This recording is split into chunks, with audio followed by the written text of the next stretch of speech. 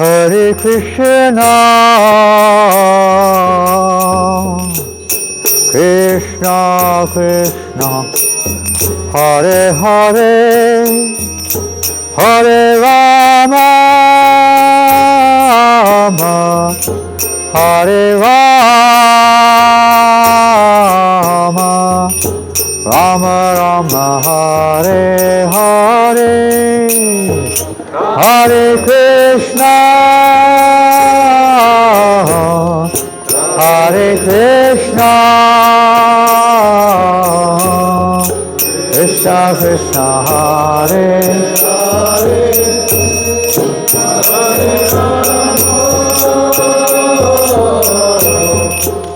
Hare Rama,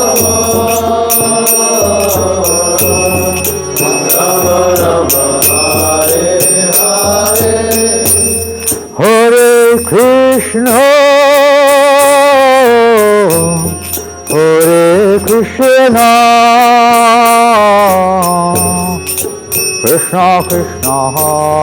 Krishna Krishna, Hare Hare, Hare Rama, Hare Rama, Rama Rama,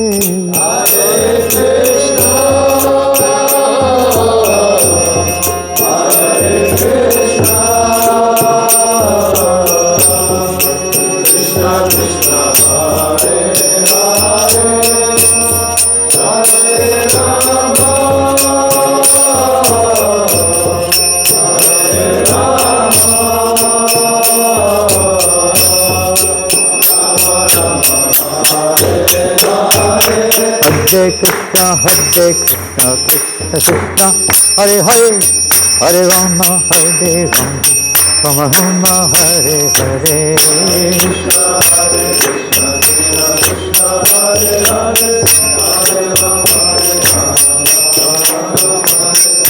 Hare Krishna, Hare Krishna, Krishna Krishna, Hare Hare, Hare Rama, Hare Rama, Rama Rama, Hare Hare, Hare Krishna, Hare Krishna, Krishna Krishna, Hare Hare, Hare Rama, Hare Rama, Rama Rama, Hare Hare, Hare Krishna, Hare Krishna, Krishna Krishna, Hare Hare, Hare Rama, Hare Rama, Rama Rama, Hare Hare, Hare Krishna, Hare Krishna, Krishna Krishna, Hare Hare, Hare Rama, So Premanande, Shri Prabhupada ki jai. Hare Krishna. Good morning, everybody. I know that much of our team have departed today, or yesterday, some today, some to Wales, some have gone to music concerts. This was not satisfying them. They've gone to some rock concerts to get some real fun. It's too dry here. It was all too much to convince them to go back into the real world out there. Now they've gone to distribute books or collect money or something. Well, here we are in the Haveli. Some of you have never been in here before, maybe. Any of you have never been in here before? Well, probably most of the devotees have never been here before. This building is particularly constructed after much endeavor to get permission, as you can imagine. This is in what they call in London the green belt. It means to build anything there is very difficult. They try to keep it, minimal in terms of buildings. But the previous temple president here, his name was Shruti Dharma. Many of you know him. He endeavored along with his team for years. Eventually he got permission to build this structure. What is the reason? The reason is that the number of persons coming to the manor is so many, the temple room is totally inadequate to accommodate them. And, on top of that, of course, so many people like to have their marriage here in the manor, and big seminars or big kirtan melas, different things.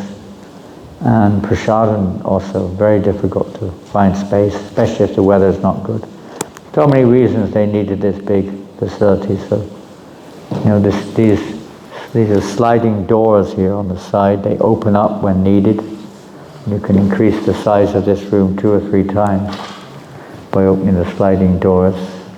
You get a lot of people in here. For Jamashtami and other festivals also they need. Is there a way in? And there's a Brahmacari locked out. He's already decided to go away.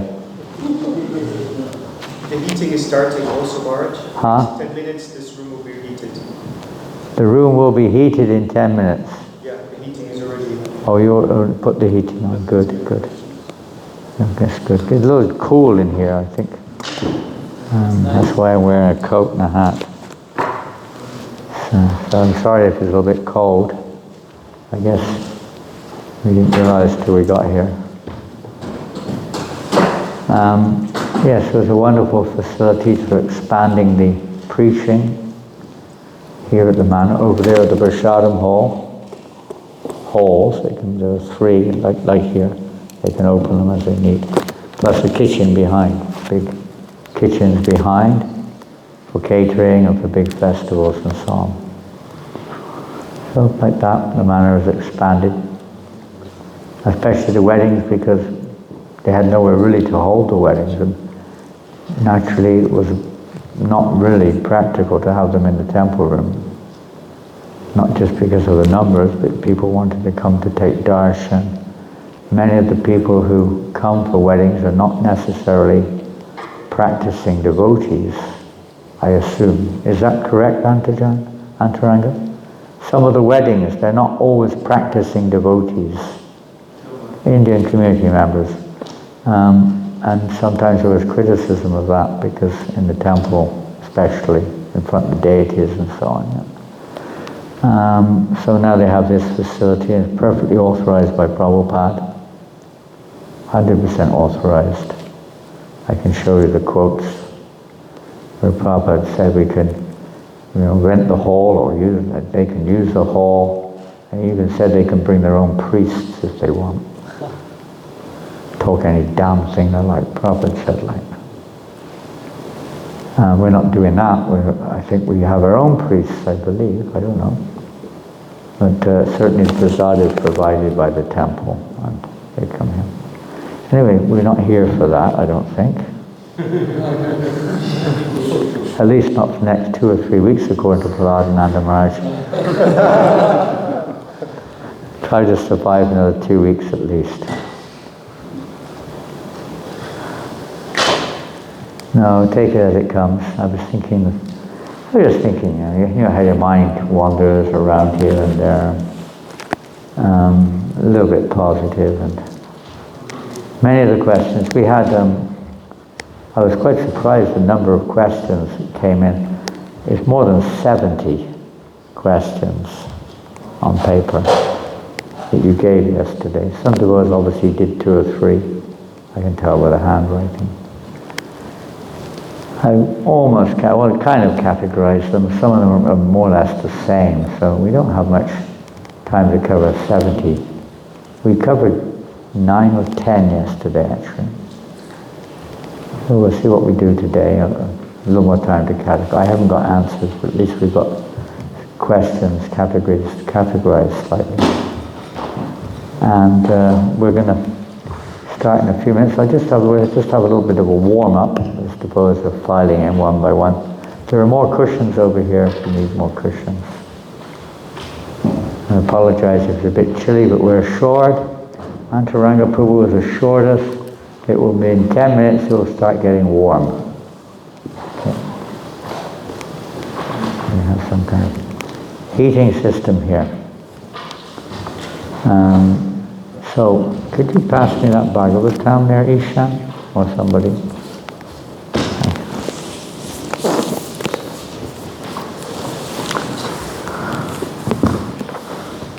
So we're going to be reading from section, yesterday we probably spent more time on lust and sexual tendencies and other topics, I don't know, but I think we did.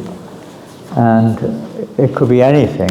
Another devotee talked about the four regulative principles, which there may be detailed differences, but the root is similar. Like you have a root sometimes, branches grow in different ways, but they're coming from the same root. So this is a verse in the 11th canto of Srimad Bhagavatam. How many of you have read the 11th canto of Srimad Bhagavatam? Hands up. The majority is. Very well done.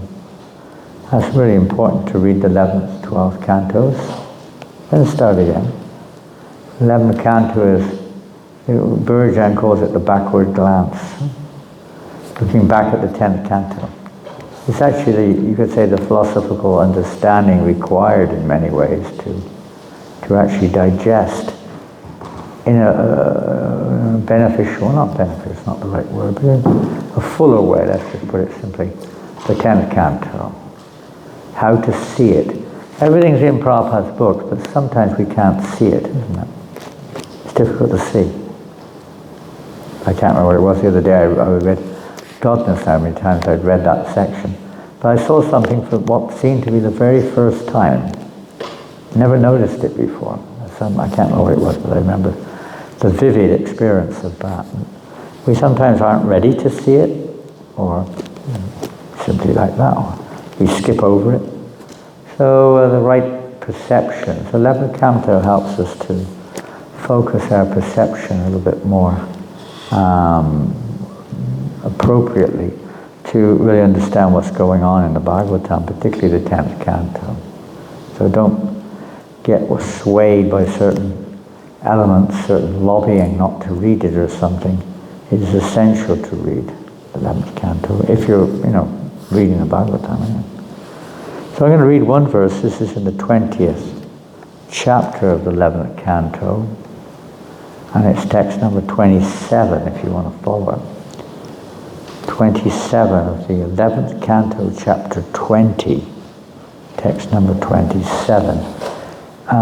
It's a fairly famous verse. I'll give the history of why I'm pointing this verse out.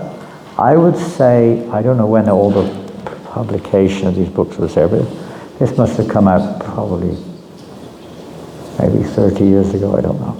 But around about 25 years ago, my close friend, Bhaktivedanta Swami, we would discuss a lot of things together. But in particular, he knows me very well. And maybe it was more than 20, maybe 30 years ago actually. I was in Malaysia, probably 30 years ago. I was a grihasta. So I can't remember exactly where, when, and how, but I discussed with him about the difficulty of depression. I was surprised nobody mentioned it. I don't think they did. I don't think that came up once in these questions, which is hopefully a good sign. But many times devotees suffer from depression of various kinds. Aside from the fact you may have some medical challenge like bipolar or something, that's another thing. But just in the course of your life that may happen for whatever reason, Again, you can analyze different reasons why. So I was feeling sometimes quite depressed. There were external reasons and internal reasons. I'm not going to get into too much detail, but basically that's what it was. So, and I would encourage him too in difficult situations. And I remember when I was with Shiva Maharaj one time, he said the same thing. A long time ago. But, our business is to help each other, and especially he said that I hope in the future if I have a problem, you'll help me also. It's not that we're not going to have challenges in life.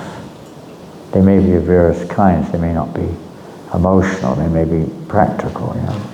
But challenges are meant to be there for various reasons. Don't necessarily have to kind of panic if there's some kind of sudden challenge which you never expected.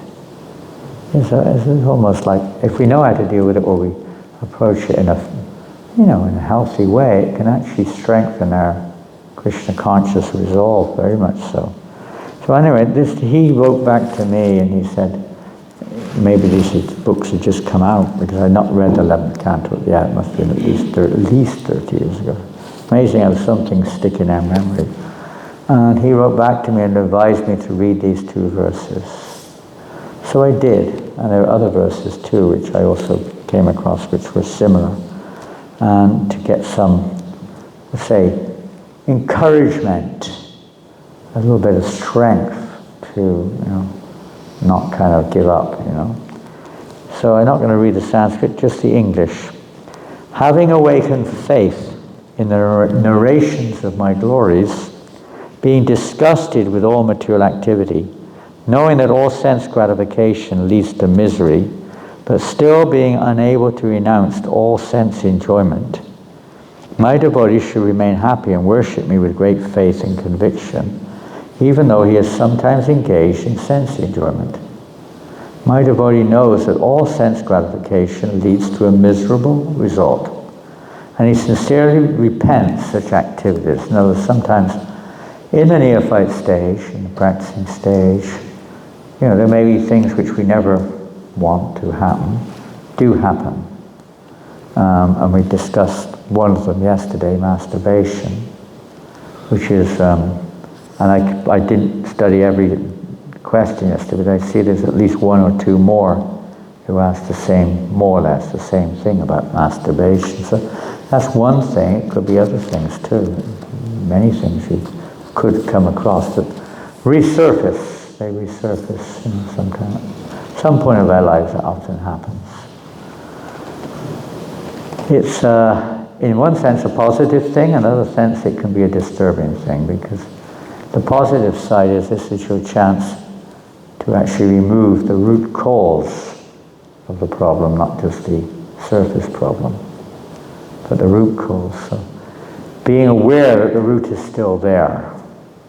When we come oftentimes, like if you go onto the garden and you've got long grass, an even more vivid example would be, you know what gorse is? Gorse. You know what is gorse? Anyone know what gorse is? It's not a place where you hit balls into holes. That's called gorse. Gorse is, who knows what gorse is? There's one hand in the whole room. Where'd you come from? Where's your home country? Germany. Germany. So you know what gorse is? I think I've been to New Zealand, and I think their gorse is a big problem. Isn't it this big bush with the yellow blossoms? You are exactly spot on, and these nasty thorns all over it. Yes, I know. It is a big problem for farmers. Terribly difficult thing to get rid of. The roots are so difficult to get out of the ground. The seeds can last up to 80 years, and they drop lots of them. So even get rid of one, the seeds are still there, and they'll, if you're not careful, they'll come up again. And you chop it down. I mean, that's the best way to make it flourish, is just chop it down. It grows 10 times faster after that. It loves to, it's like, rejuvenation. Here we go again, boys, let's get up there quick. Let's get our own back on them. And they multiply very nicely. They're a very enthusiastic plant. It's a horrible plant. It kills everything else in its wake. You cannot grow nothing if those guys are on your garden. They're very, powerful, whatever you call it. So, you can't just cut them down. You've got to get the root out of the ground. And you've got to turn the land over so that the seeds get buried so low they can't grow. All kinds of different things, to get those darn things out. So anartas, everyone knows what anarta is? Some of the new boys. Anybody who doesn't know what is anarta refer to? Anarta? Okay, everyone's familiar with the word.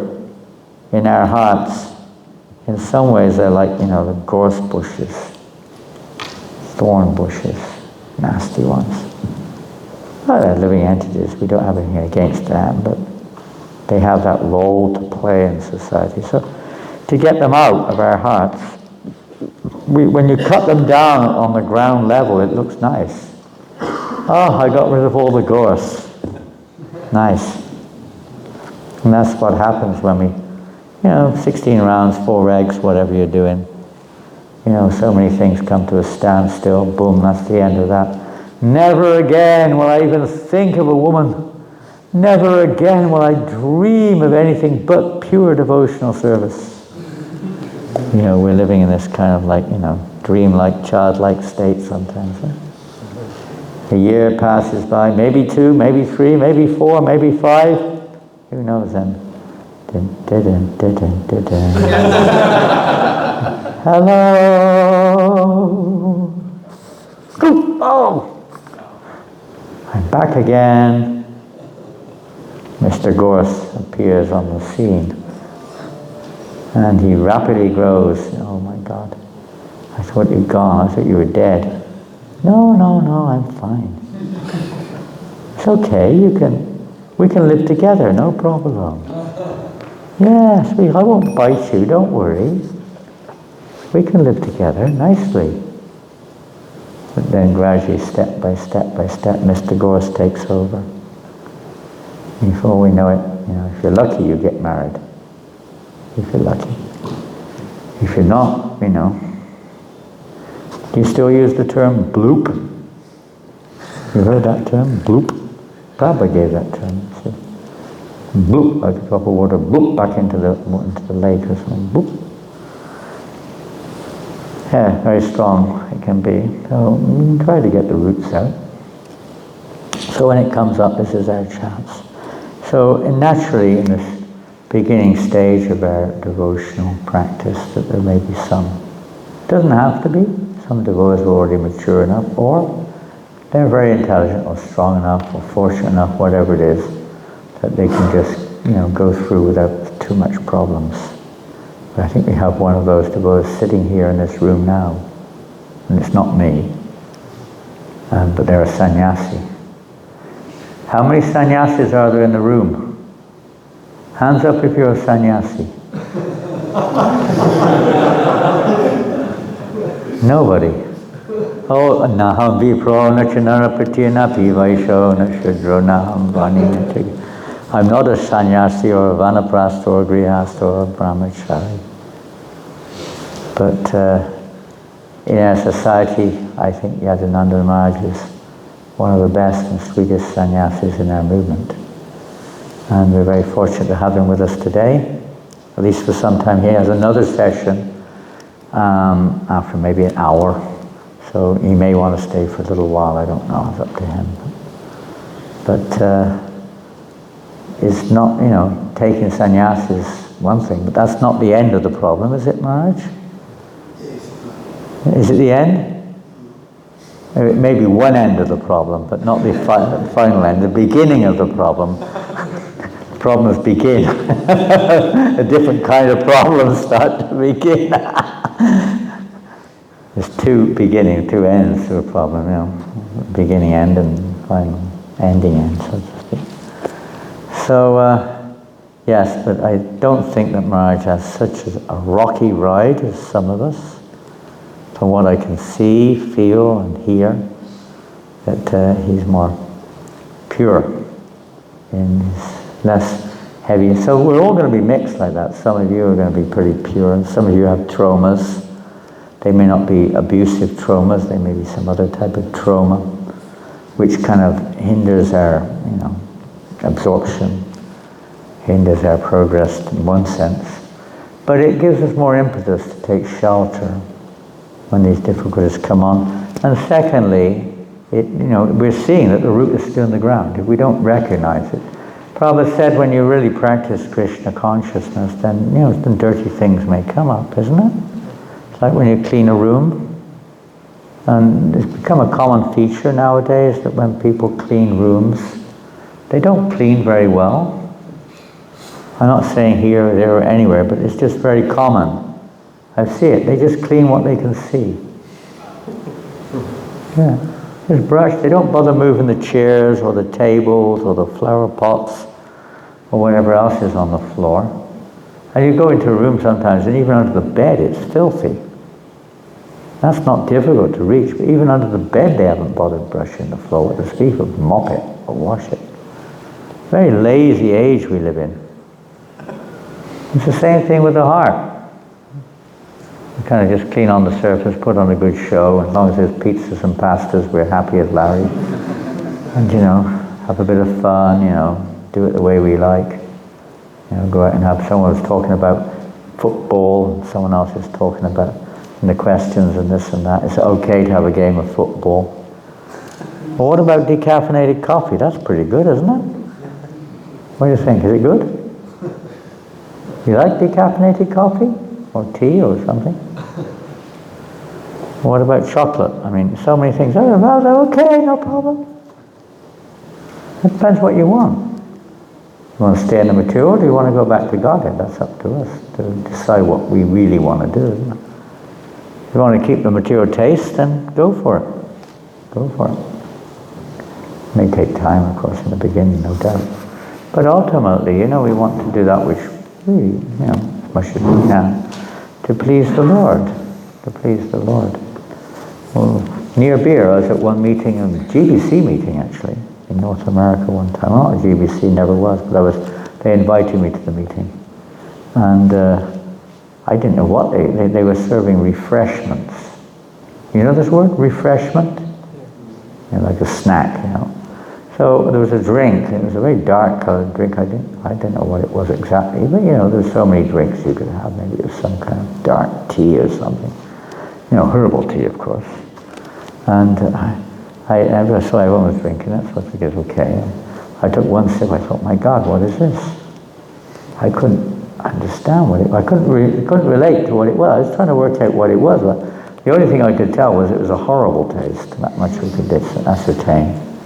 I'm not very good with horrible tastes. They give me this tea which tastes awful, absolutely awful. I can't drink such stuff, I can if I need to, but I don't drink it if I don't need to. I've got a very sort of sensual tongue, I guess. Anyway, this stuff tasted horrible. I couldn't work out what it was, so everyone else was like having another cup and things. Well, maybe, I don't have it, but anyone. And I asked the devotee next to me, I said, I'm trying to work out what this is. What type of drink is it? I didn't know about, there's a drink called sarsi, I don't know if you've ever heard of that. It's from Malaysia, but I'd never been there up to that point, so it wasn't sarsi anyway. And I asked, it looked like it, and I asked him what it is. He said, oh, this is near beer. Near beer. Do you know what that means? Near beer. It tastes like beer, but there's less than 2% alcohol in it. So they call it near beer. Perfectly all right, 2%, no problem. I thought, what? I didn't say anything like Lord Brahma this morning. I kept my mouth shut. When everyone was looking the other way, there was a lovely pot plant next to me. I just poured it down the pot plant. Very uncompassionate move, I must say. Poor pot plant started going, ooh, ooh. I guess that's how they tolerate meetings. You have to have a little bit of,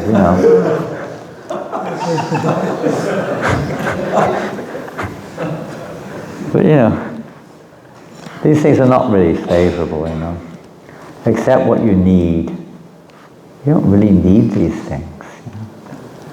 It is absolutely required to keep you alive, okay.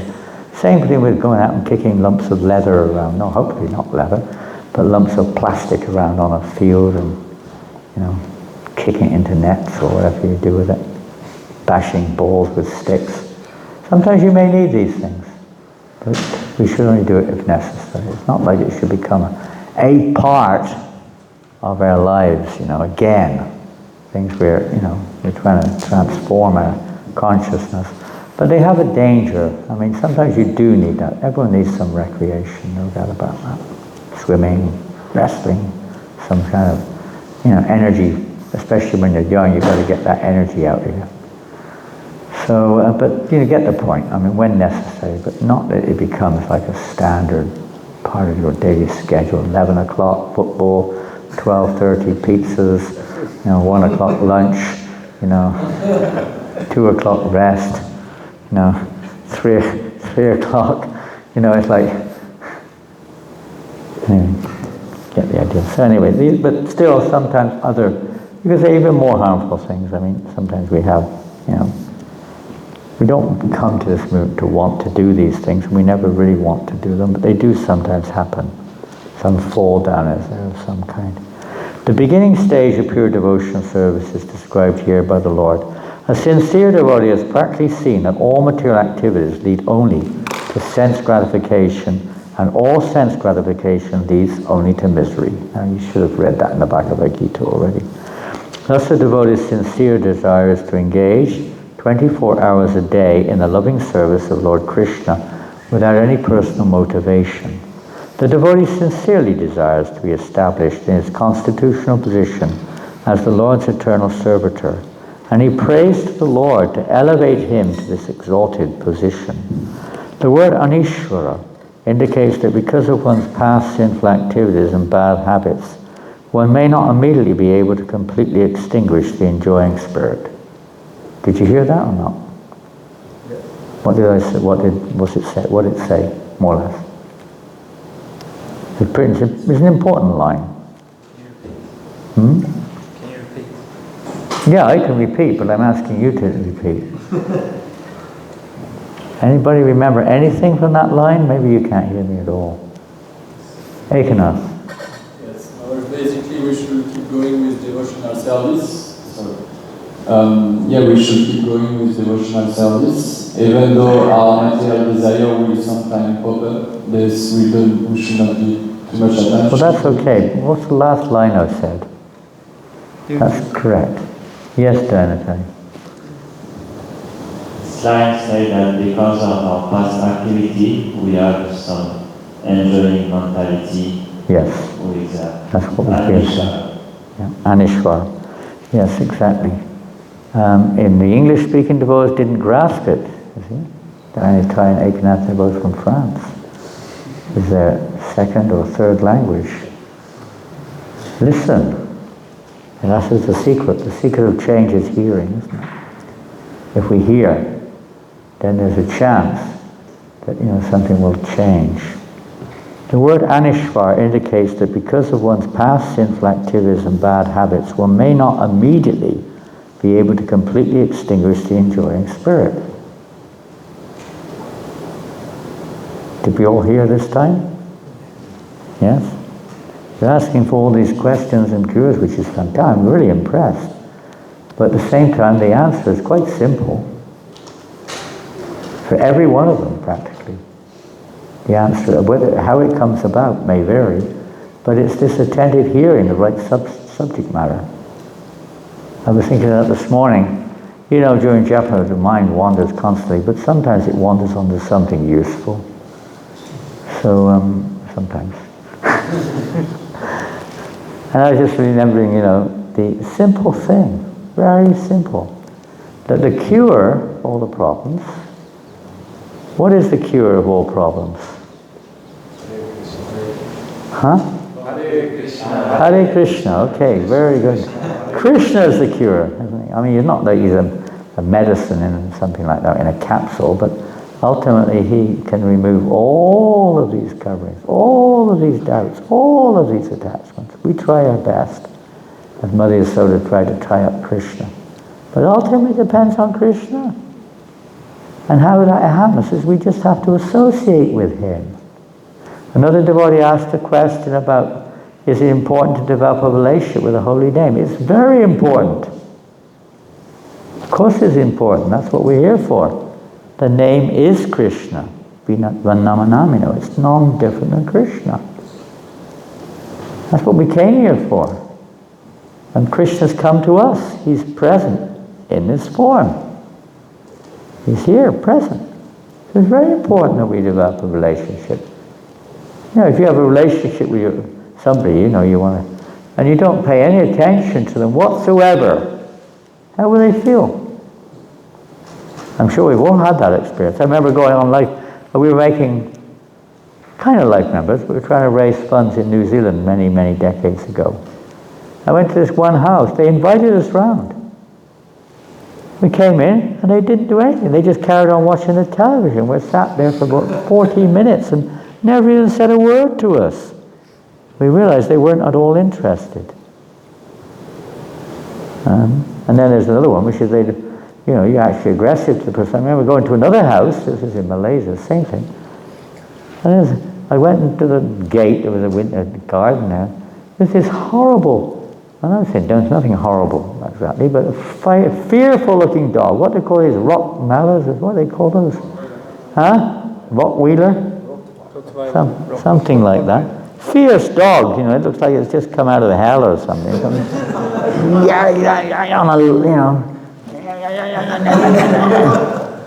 And nothing was there, and he said, and then I was like pressing the bell, the guy came out the gate, out the door, which was about maybe 10 meters from the gate.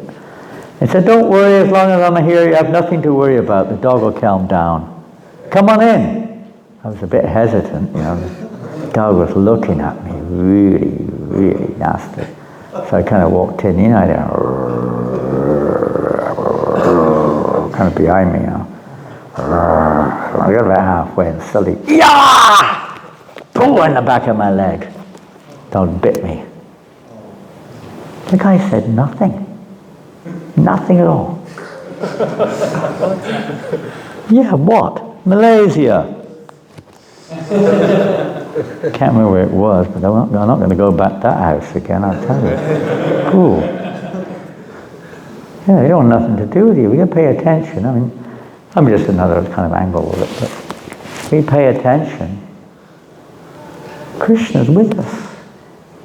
Hare Krishna. Just try to pay attention. All problems will be solved. We have to do other things, obviously. But this is so important. In other activities, maybe it's not quite so intense as this, but during japa, it's really intense. You'll see, if you really pay attention, all kinds of enemies will start rising their hoods. You just keep taking shelter and then gradually their hoods go down. Oh. Pay attention to the holy name. Even if you don't pay attention to the enemy, you pay attention to Krishna. And Krishna will kill the enemies. Very simple. It's Kali Yuga, complicated age. So Lord Chaitanya has made it very simple. Give us this opportunity. This is really important. One angle, there's many ways of looking at it, but one angle of japa. This will help us, no matter where we are. I know it's difficult when you're having difficulties. But still, this is the actual medicine. Oh, here we go. The devotee sincerely, we read that. No, maybe we didn't. The devotee sincerely desires to be established in his constitutional position as the Lord's eternal servitor. Oh, we read that, definitely, because the next line's Anishwa. Okay, we'll move on. So those desires not completely extinguished. The Lord here encourages such a devotee, encourages not to be overly depressed or morose, but to remain enthusiastic. Somehow or another, try to be enthusiastic. Someone asked that question yesterday. Find something you can be enthusiastic about when you talk to a trusted friend, devotee, leader, or whatever, and see if you can get some situation which you can become enthusiastic. Whatever it is, it might be cleaning out the garbage. That's one of my favorites when I'm really, it used to be, of course now, not so much, but it used to be, I loved cleaning toilet pans. Toilet pans. Believe me, it's very, very therapeutic. It doesn't sound very nice. Dirty toilet pans, especially when no one's cleaned it already. But it's amazingly therapeutic. Or, garbage cans. Really therapeutic, sorting out the garbage. That's what we're doing, isn't it? When you do it outside, it has an amazing effect, Clearing out the stool, clearing out the garbage. It doesn't sound very nice, but just as an example, it doesn't have to be that. It could be anything, whatever serves the purpose. The word nirvana indicates that a sincere devotee, although somewhat entangled in the remnants of sense gratification, is completely disgusted with material life and under no circumstances willingly commit sinful activities. Of course, if we're willingly doing it, that's another thing. That's to be dealt with differently. But we don't really want to do it. It just sort of happens, be circumstances or past conditioning, whatever. The word, in fact, he avoids every kind of material activity. You try to avoid it, but that thing comes up inside you, isn't it? You're trying to avoid things. No. But the desire is still kind of lingering inside. It's tough. The word kaman refers to sex attraction and its byproducts in the form of children, home, and so forth. Within the material world, the sex impulse is so strong that even a sincere candidate in the loving service of the Lord may sometimes be disturbed by sex attraction, or by lingering sentiments, if you're married that is, for wife and children. A pure devotee certainly feels spiritual affection for all living beings, including so-called wife and children, but he knows that material bodily attraction leads to no good, for it simply entangles one and one's so-called relatives in a miserable chain reaction of fruitive activity. The word drida nishchaya, steadfast conviction, drida nishchaya, remember that word, drida nishchaya, indicates that in any circumstance the devotee is completely determined to go on with his prescribed duties for Krishna. Thus he thinks, by my previous shameful life, my heart is polluted with many illusory attachments. Personally, I have no power to stop them. Only Lord Krishna within my heart can remove such inauspicious contamination. But whether the Lord removes such attachment immediately or lets me go on being afflicted by them, I will never give up my devotional service to him. This is drida nishchaya, determination. Even if the Lord places millions of obstacles on my path, and even if because of my offenses I go to hell, I will never for a moment stop serving Lord Krishna. We may not quite have that resolve, but at least by hearing about it we may desire it. I am not interested in mental speculation and fruitive activity. Even if Lord Brahma personally comes before me offering such engagements, I will not even slightly interested. Although I'm attached to material things, I can see very clearly they lead to no good because they simply give me trouble and disturb my devotional service to the Lord. Therefore I simply repent my foolish attachments to so many material things, and I am patiently awaiting Lord Krishna's mercy. There's another verse, and you can note that one too, 10:14:8, 10th canto, chapter 14:8. Prabhupada said this is the guideline for all devotees in our movement. And it also, this is referring to that verse actually, patiently awaiting the Lord's mercy and tolerating whatever, comes one's way, so to speak, personally. And, glorifying, serving the Lord. Therefore, although, we missed it. The word Pt2 indicates that a devotee feels exactly like the son or subject of the Supreme Personality of Godhead and is very attached to his relationship with the Lord. You have to make a relationship. Maybe in the beginning it starts with service, it starts with other devotees and so on. Therefore, though sincerely lamenting occasional lapses into sense enjoyment, he never gives up his enthusiasm to serve Lord Krishna. If a devotee becomes too morose or discouraged in devotional service, he may drift into an impersonal consciousness or give up his devotional service to the Lord. What is the value of that? None. Therefore the Lord here advises that although one should sincerely repent, he should not become chronically depressed. Sometimes our repentance turns into almost like, an imitation of the mood of Bhaktivedanta Thakur or something in her Sharanagati. I'm a useless, helpless, no good for nothing, envious, licentious, on and on and on. From a mundane point of view, they'll think that, psychologists will think that Bhaktivedanta Thakur has really a lot of psychological issues. He's really, this guy's really got a problem, Talk about low self-esteem. It's like he's got no esteem, practically speaking. We don't imitate that, you know. Otherwise we can become very depressed, negative, and so on and so forth. But at least that feeling of regret, repentance for our fallen condition, we can't imitate, we can't manufacture it, but we should be aware of it at least. We should realize our problems are there for various reasons. And maybe, as we've just heard here, our past sinful activity and the samskaras are very strong, you know, from our youth, from previous lifetimes. Maybe we've got some karmic reaction coming our way there, no doubt. Token is a token for the Buddhists. It's not actually real karmic reaction. Sridhar Swami, the commentator on Bhagavatam, says it is actually Krishna's arrangement. He arranges these things because they're just suitable to give you the chance to actually give up your attachments and desires in this world. The mentality which, you know, drives us into Maya, to get free of that. So Krishna arranges or allows circumstances suitable for that. Or it's a test. You could say, we look at it another way, it's a test.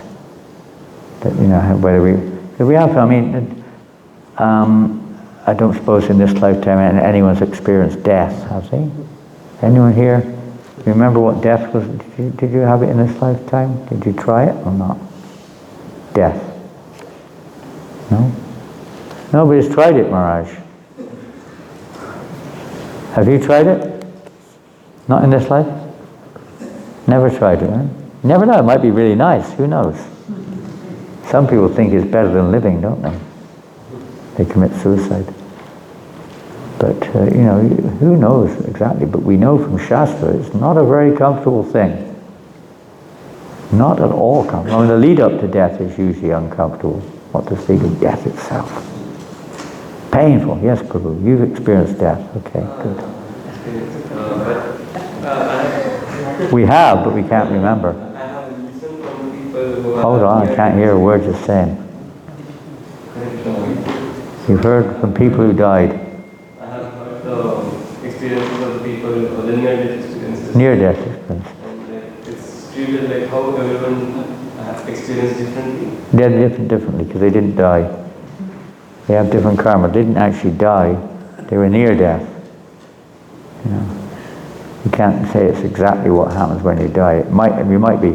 I've talked to people who they really describe it. They actually saw Yamaduta. I mean, what they described was exactly like Yamadutas. One guy in Malaysia described he almost died, and he was like, unbelievable. Terrified isn't the word for it. These horrendous persons were coming to get him. And suddenly he came back to life again. And others say, oh, they're just going into a paradise or something. But this is not exactly conclusive, because they never really died. They got close to it, maybe. Well, maybe one of them was going to heaven or something. If you're a pious guy, you go to heaven. You know, maybe, I don't know. But you can't conclude it. But anyway, that's whatever it is, it is. I'll read on. If a devotee, one should understand that because of his past sins, he must occasionally suffer disturbances from the material mind and senses. But one should not therefore become a devotee of detachment, as do the speculative philosophers. What does that mean? Should not become a devotee of detachment. Krishna says in the Bhagavad Gita, doesn't he tell us that we should be detached? Regular practice and detachment. So what does it mean, detachment? Yes, Prabhu. That we don't look at the material as that we look at it as everything is Krishna, so we can't use it just in Krishna service, so we should be detached from the mentality of using it for our own self-enjoyment. Very good, very nice.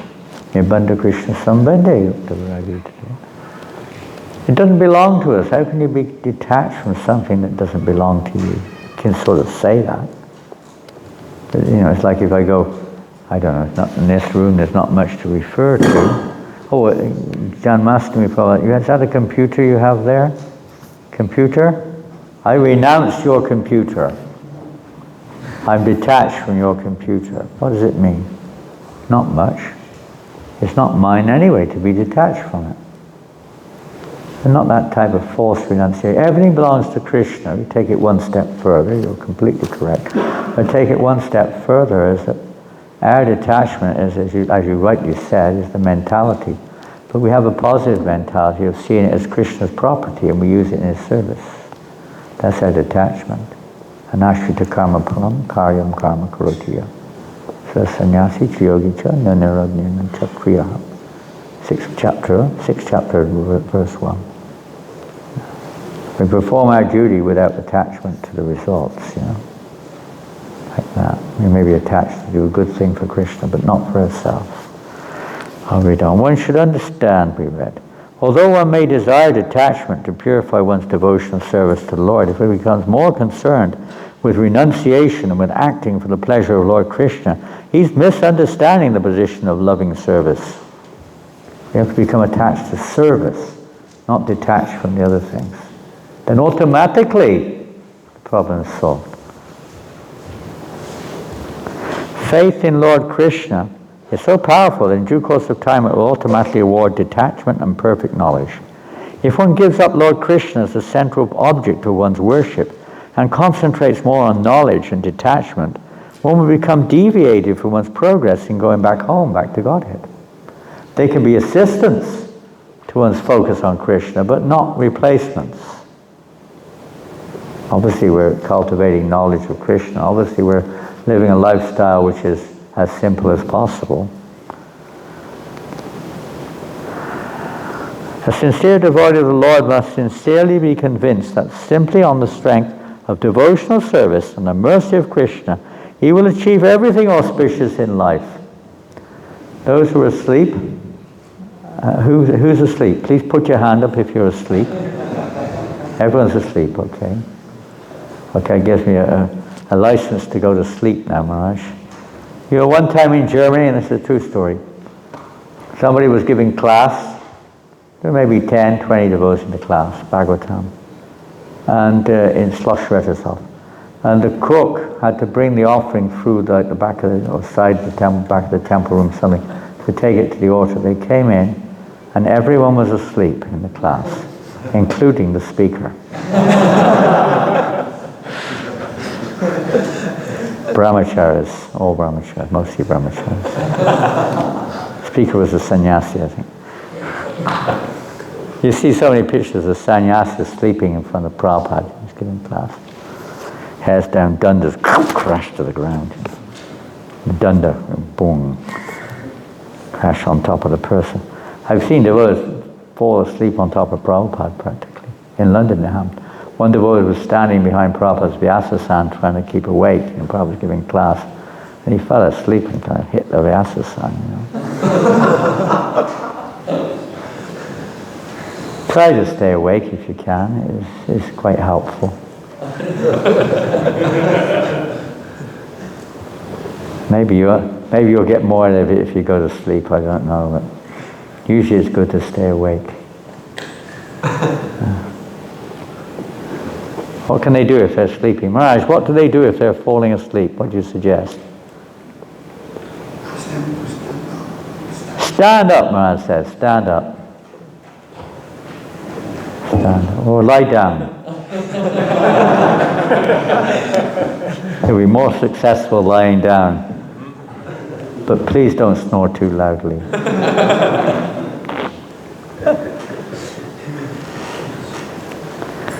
Sleep. You probably didn't get enough sleep last night. Too much prasadam. What did you have this morning? Pizza again? There was Italy. Huh? There was Italy with sabji and chutney. Italy? Italy. Pizza. Must have been pizzas again. Italy. You had Italy. Italy and sambar? Sambar in Italy. Oh my goodness. And puris. Huh? Porridge! Oh, very good. Nice light breakfast.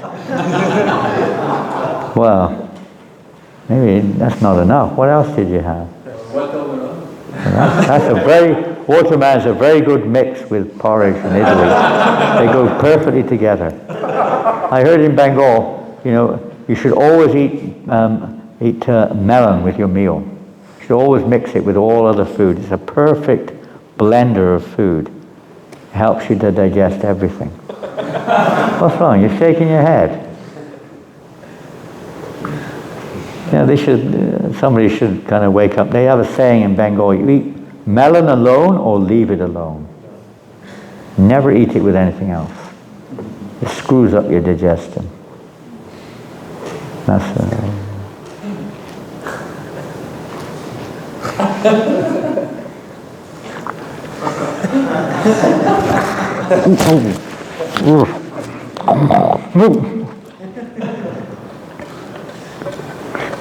probably a few other things too, I'm sure.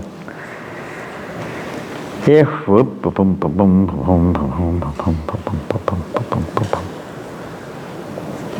one must believe that Lord Krishna is all merciful, and that he is the only goal of one's life. Such determined faith combined with a sincere desire to give up sense enjoyment will carry one past the obstacles of the world. Sounds easy, doesn't it? Are you okay? It's time to finish? No. Oh, okay. You were going like this. No. Usually the organizer, when they go like this, it means enough's enough, man. We're hungry. It's time for prasadam. The word jatashuddham tasu is most significant. By faithful hearing of the mercy and glories of the Lord, one will gradually be freed from all material desire and clearly see at every moment the utter frustration of sense gratification. Chanting the glories of the Lord with firm faith and conviction is a tremendously powerful spiritual process that enables one to give up all material association, within and without. There is actually nothing inauspicious in the devotional service of the Lord. Occasional difficulties experienced by a devotee are due to his previous material activity. On the other hand, the endeavor for sense gratification is completely inauspicious. Thus, sense gratification and devotional service are directly opposed to each other. In all circumstances, one should therefore remain the Lord's sincere servant, always believing in his mercy. Then one will certainly go back home, back to Godhead. Okay? I can't reach.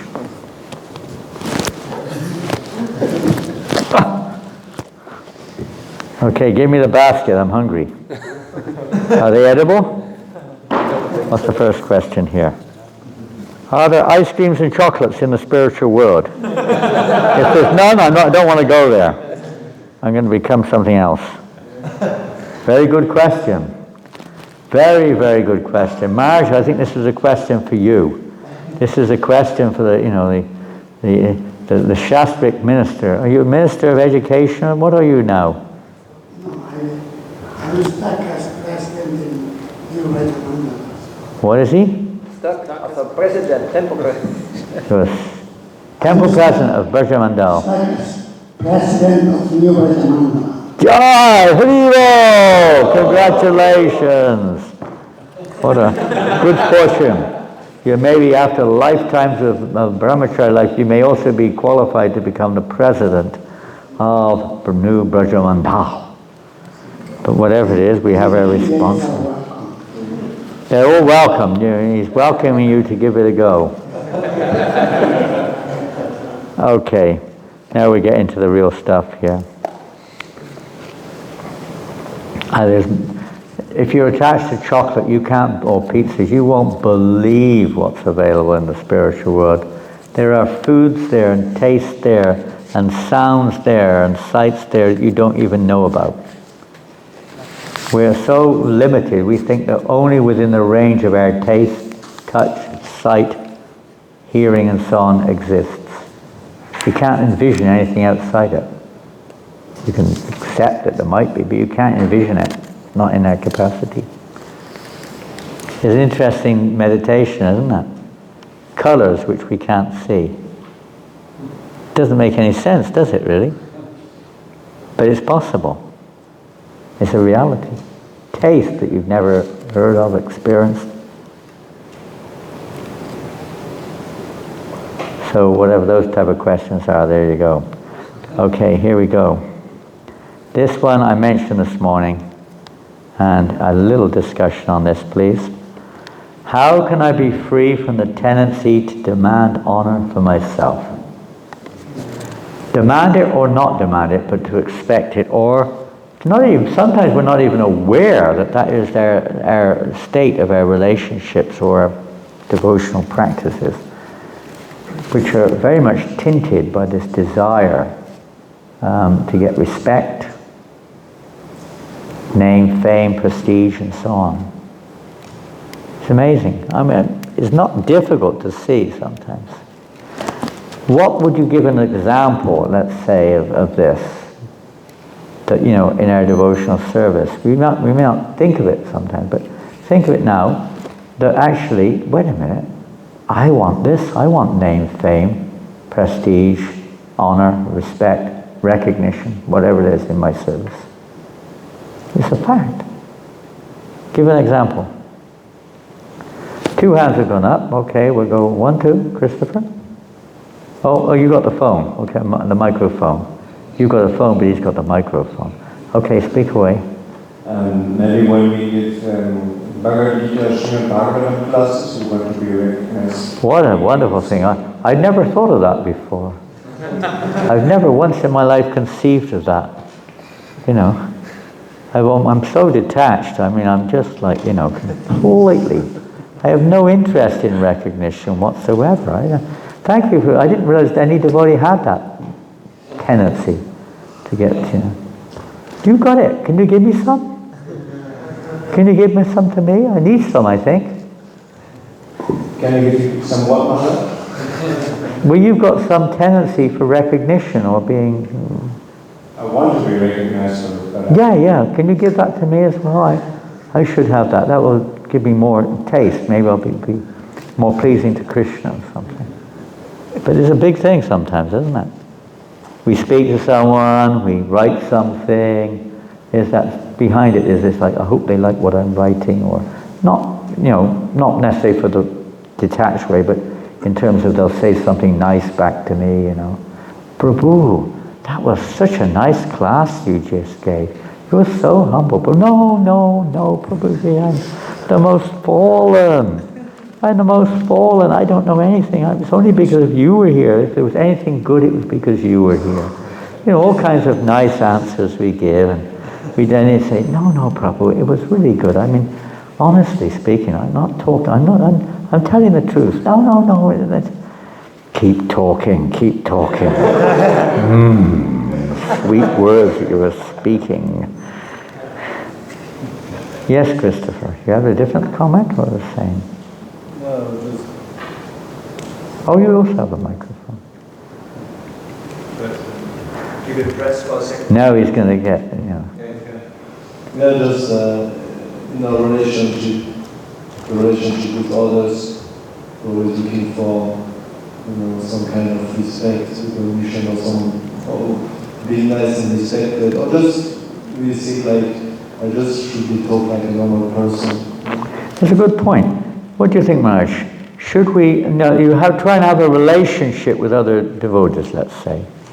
Should you be yourself in terms of where you're at, or should you try to behave in such a way that, you know, looks good, or, you know, makes it sound like you've got a good relationship there?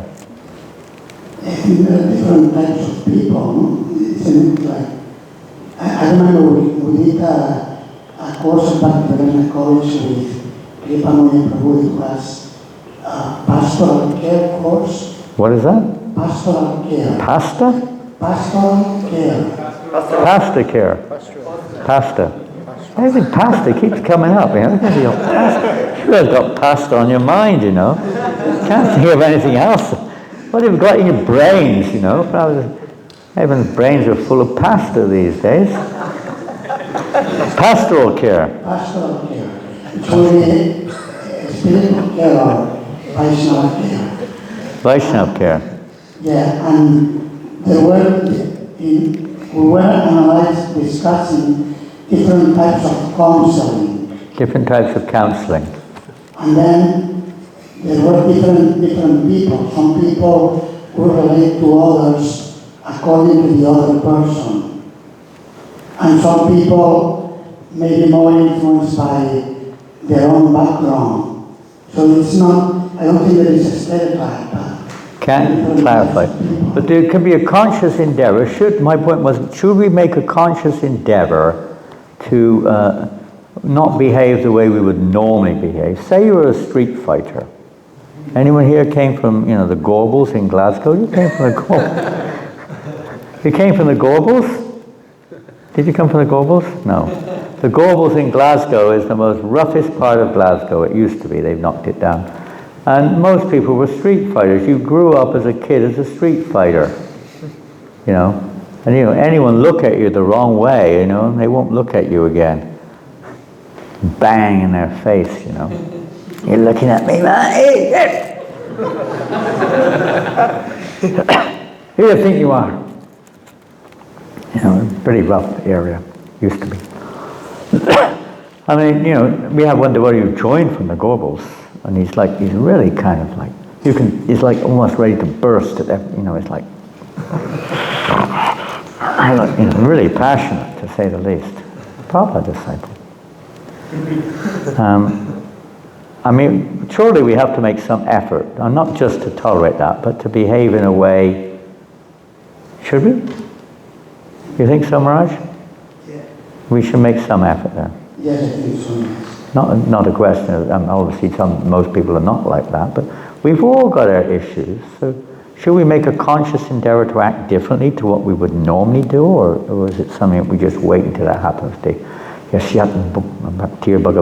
Now we become a pure devotee, all the good qualities will come. Or should we make an effort to develop some of those qualities, even in the neophyte stage? What do you think?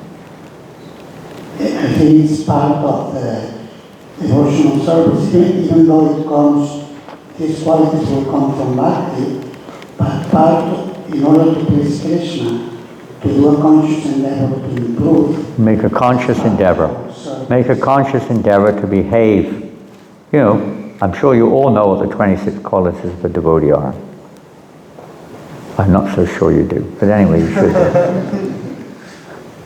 Prabhupada insisted on it in the beginning.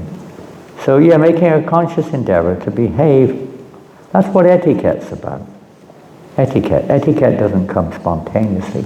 Etiquette is a set of practices which are favorable to coming to goodness or achieving your spiritual goals. So we should apply those etiquettes in our lives as much as we can. Okay, so anything else on how we're going to change that? What was the question again? It was about, The money. Oh yeah, same, whether it's respect or recognition or honor or followers or whatever. Puja, petition like that. Yes, Janmashtami. So, Don't get angry. On these points, I mean, the first one was you just quoted from the Bhagavatam. So say, even if I'm not masturbating, that I may be counsel to someone who has that problem. So what should we advise? Should the person go for extra endeavor or tolerate it as the first was suggested? Okay, that's a good point. Well, it's the same point, but it's using a very good specific example. And that's the next question, actually. Next one, but one, I think. We can push it forward. Where did it go? It might be this one. This is a long one.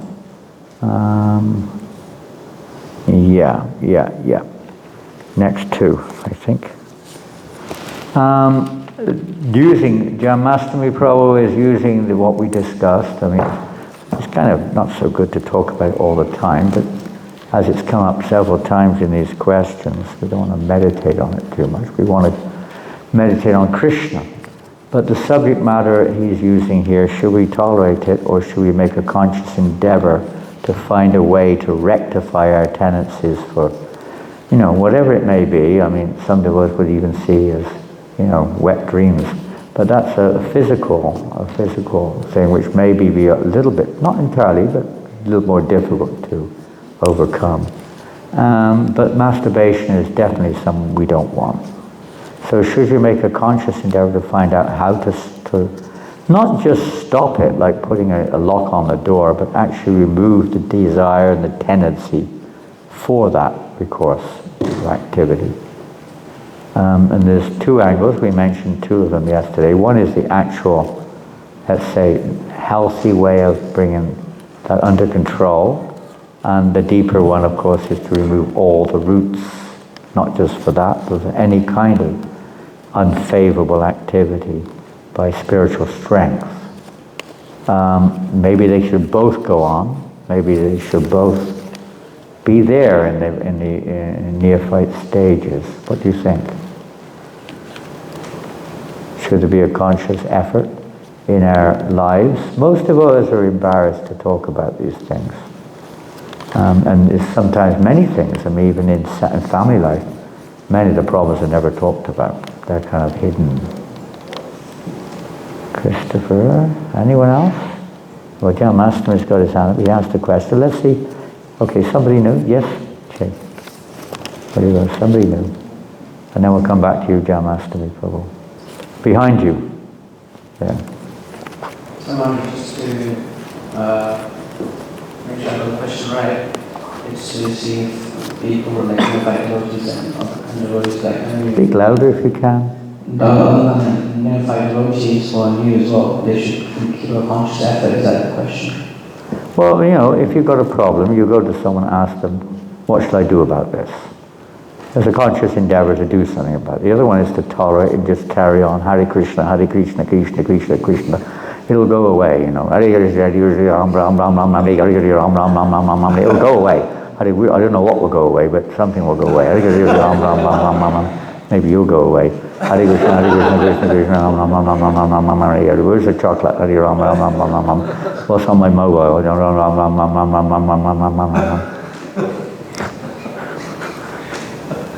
So which one? Oh, both? I think it's Don't think! Don't you dare think! That was said at one time. You should know. I was thinking that we should go to a senior or someone who's more experienced. That's a good idea. Go to somebody. Whether they have more experience or not is another thing. But the point is correct. Sometimes they don't. Or sometimes they, you know, it depends. Situation, but the principle is correct. You know, we go to for some help. And we carry on with it. We don't give up your devotional practices, by the way. It's not an alternative. Maybe in the very, very beginning, in a greater society situation, that's the environmental topic of Varnashram, isn't it? The Varnashram is just lacking practically in our lives. That accommodates all different varieties of circumstances. But for an aspiring devotee, as you all are, Brahmacari, whatever, yes, we should be able to do that, which we discussed quite lengthy yesterday. Okay, we're going to take it on. Yes, we should carry on in whatever way we can enthusiastically with service. 2, you may need some help, because the interference which is caused by whatever the distraction is may be, you know, too heavy, and it may lead to, you know, depression or faithlessness or critical mentality. It could lead to all kinds of things. Offenses to others, anger, so many things may come out of, you know, not dealing with certain issues. So, you asked the question, John Master, what do you think? You had your hand up as well. Even the mic. Yeah, you did have your hand up.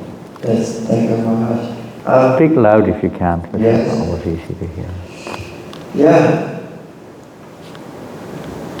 I would say, from my experience, help seems to be available, and then why not use it? It seems that it's part of Sharanagati. I mean, chanting Hare Krishna without Sharanagati would not be the type of chanting we want.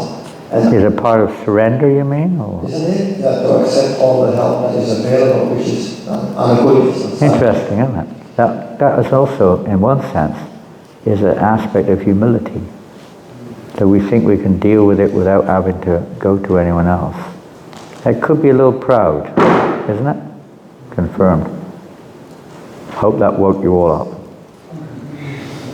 It could be pride. I don't need to go to anyone.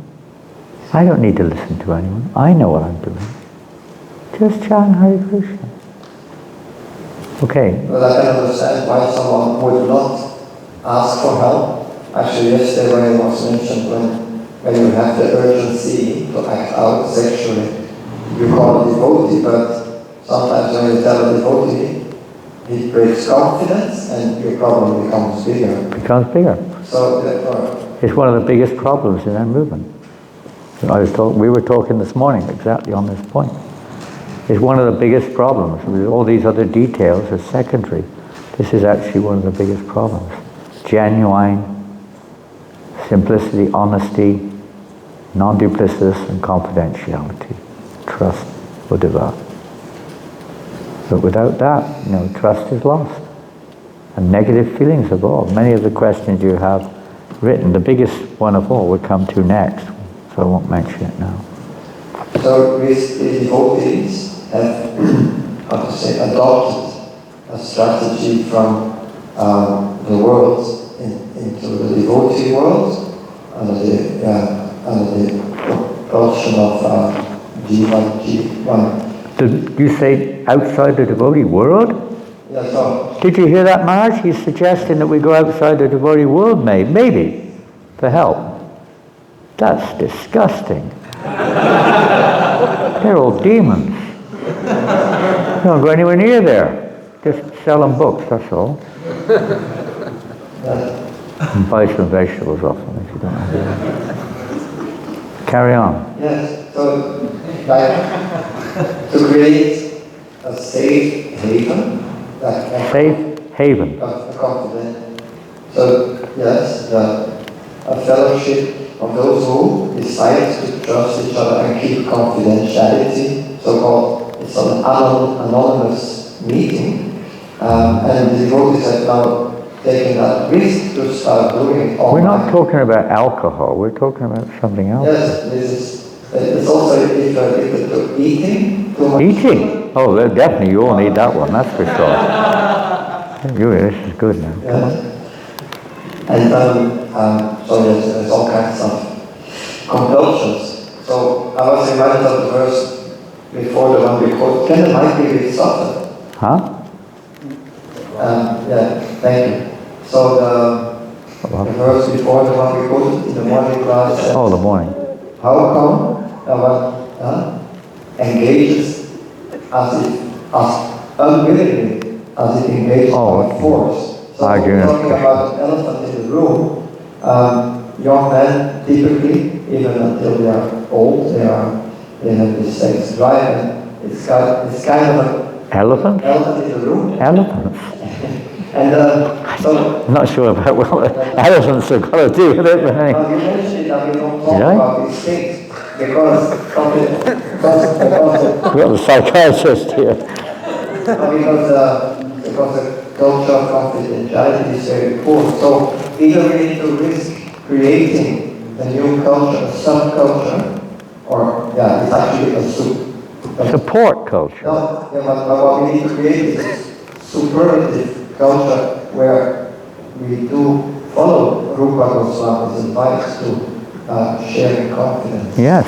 So, this is the key. Something, or otherwise you just need to take advantage of what is available.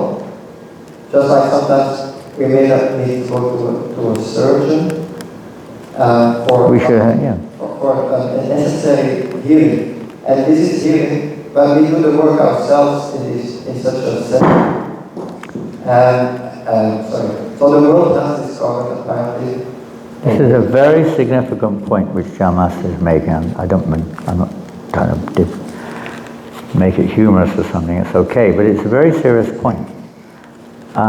Many of you are disciples, no, maybe not. I know from Swansea, Cardiff, whatever, London, and there's hardly anyone here from those two big Brahmacari forces. How many of you were here from Cardiff? Anyone left? Nobody. There were 15 here. How many are here from Soho Street? 1, 2. So there's again another big Brahmacari force. They're not here. They have other services, no doubt.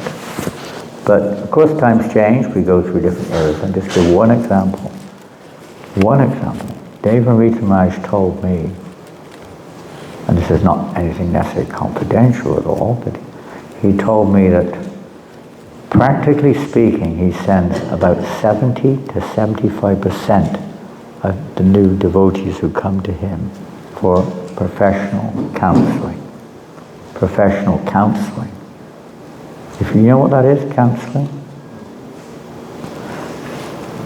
I don't know what it is in French. You go to somebody who's you've got some, issue, mental, traumatic issue from your youth or childhood or before, whatever it is, which is really making it difficult for you to function normally.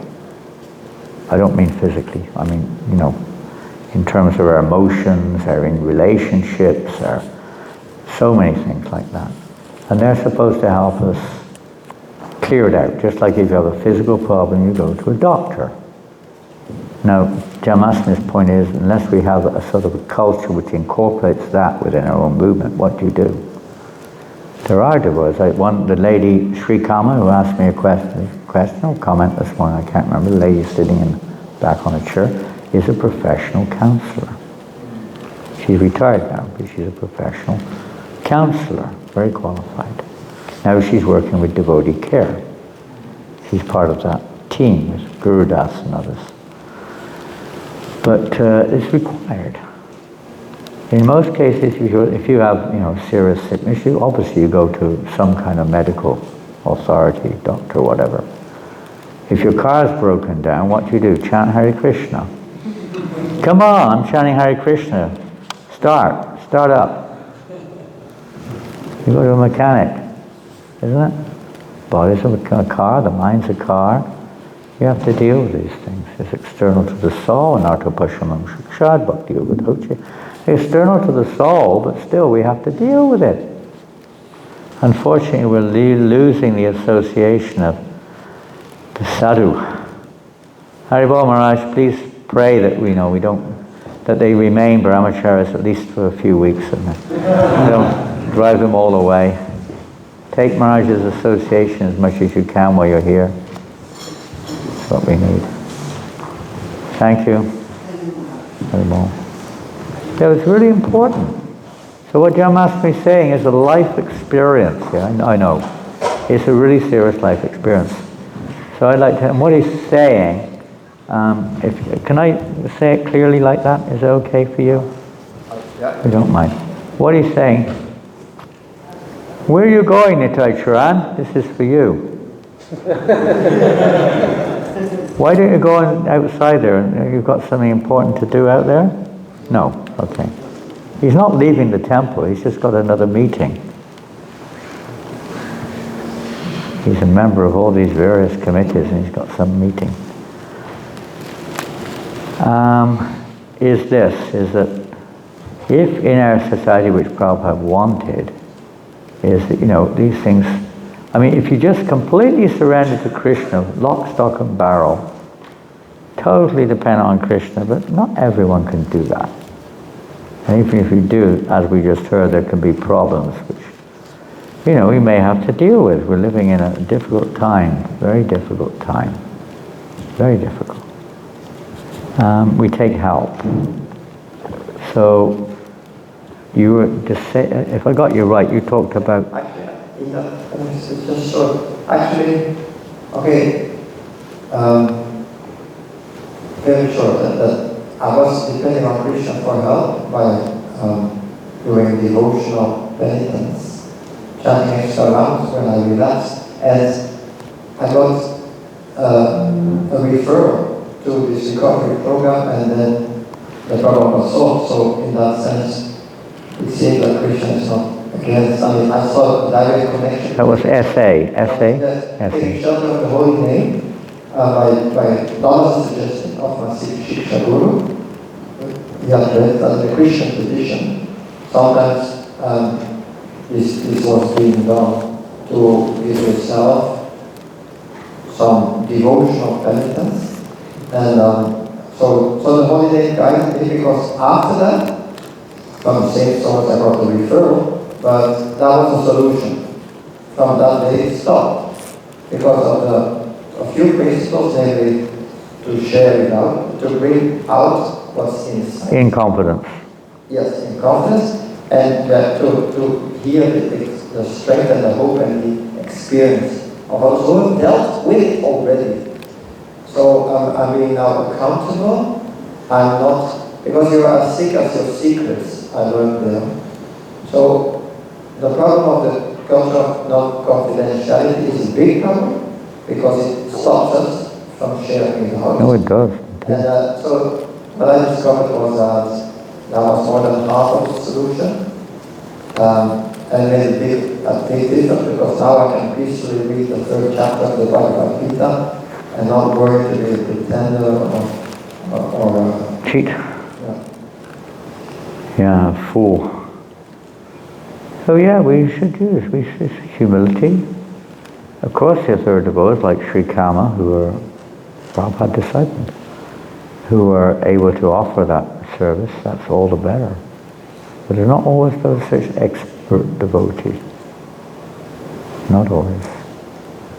So whatever it takes to please Krishna. We take help from all kinds of sources, lawyers, doctors, and so on, mechanics. So this is another area. And as Jamastri Prabhupada said, it was a confidentiality. It had nothing to do with your practices or your life or your movement in of itself. And as far as I know, SA is very much focused on this same principle we just heard. Only God can ultimately solve the problem. Who God is, they may have a different idea, I don't know. But anyway, it's definitely something which and I'm not proposing this, but it's definitely, I've heard this from several devotees, not just from you, from several devotees. So you may not need that, but if necessary, that's one way you could try. Now, this is a topic which you're going to, obviously, we could go on, but we're not. We're going to move. Is that okay? Anything more you wanted to add? If you want to know anything more about it, I suggest you see Jamastami, that's all. Is that okay or not? Okay.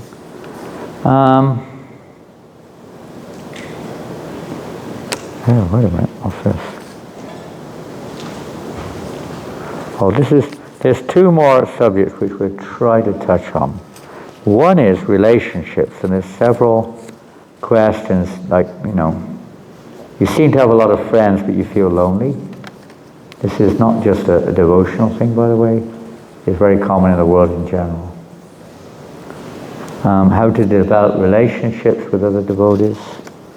How to develop this humble service attitude when living with devotees.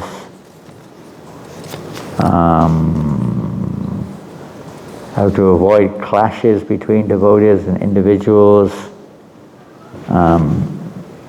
In the Brahmacari ashram particularly. And how to handle familiarity, which sometimes breeds contempt when living in the ashram. And he suggests, they're all different, but they're all somewhat related to favorable relationships within the ashram. I really like it, Chris. You're really serious. I mean, it's incredible. Taking it so seriously. But let's see if there's anyone who hasn't spoken. How to develop favorable relationships, healthy, favorable relationships in the Brahmacari ashram. Yes, Arjun Saka. He was Wei-jun, now he's Arjun.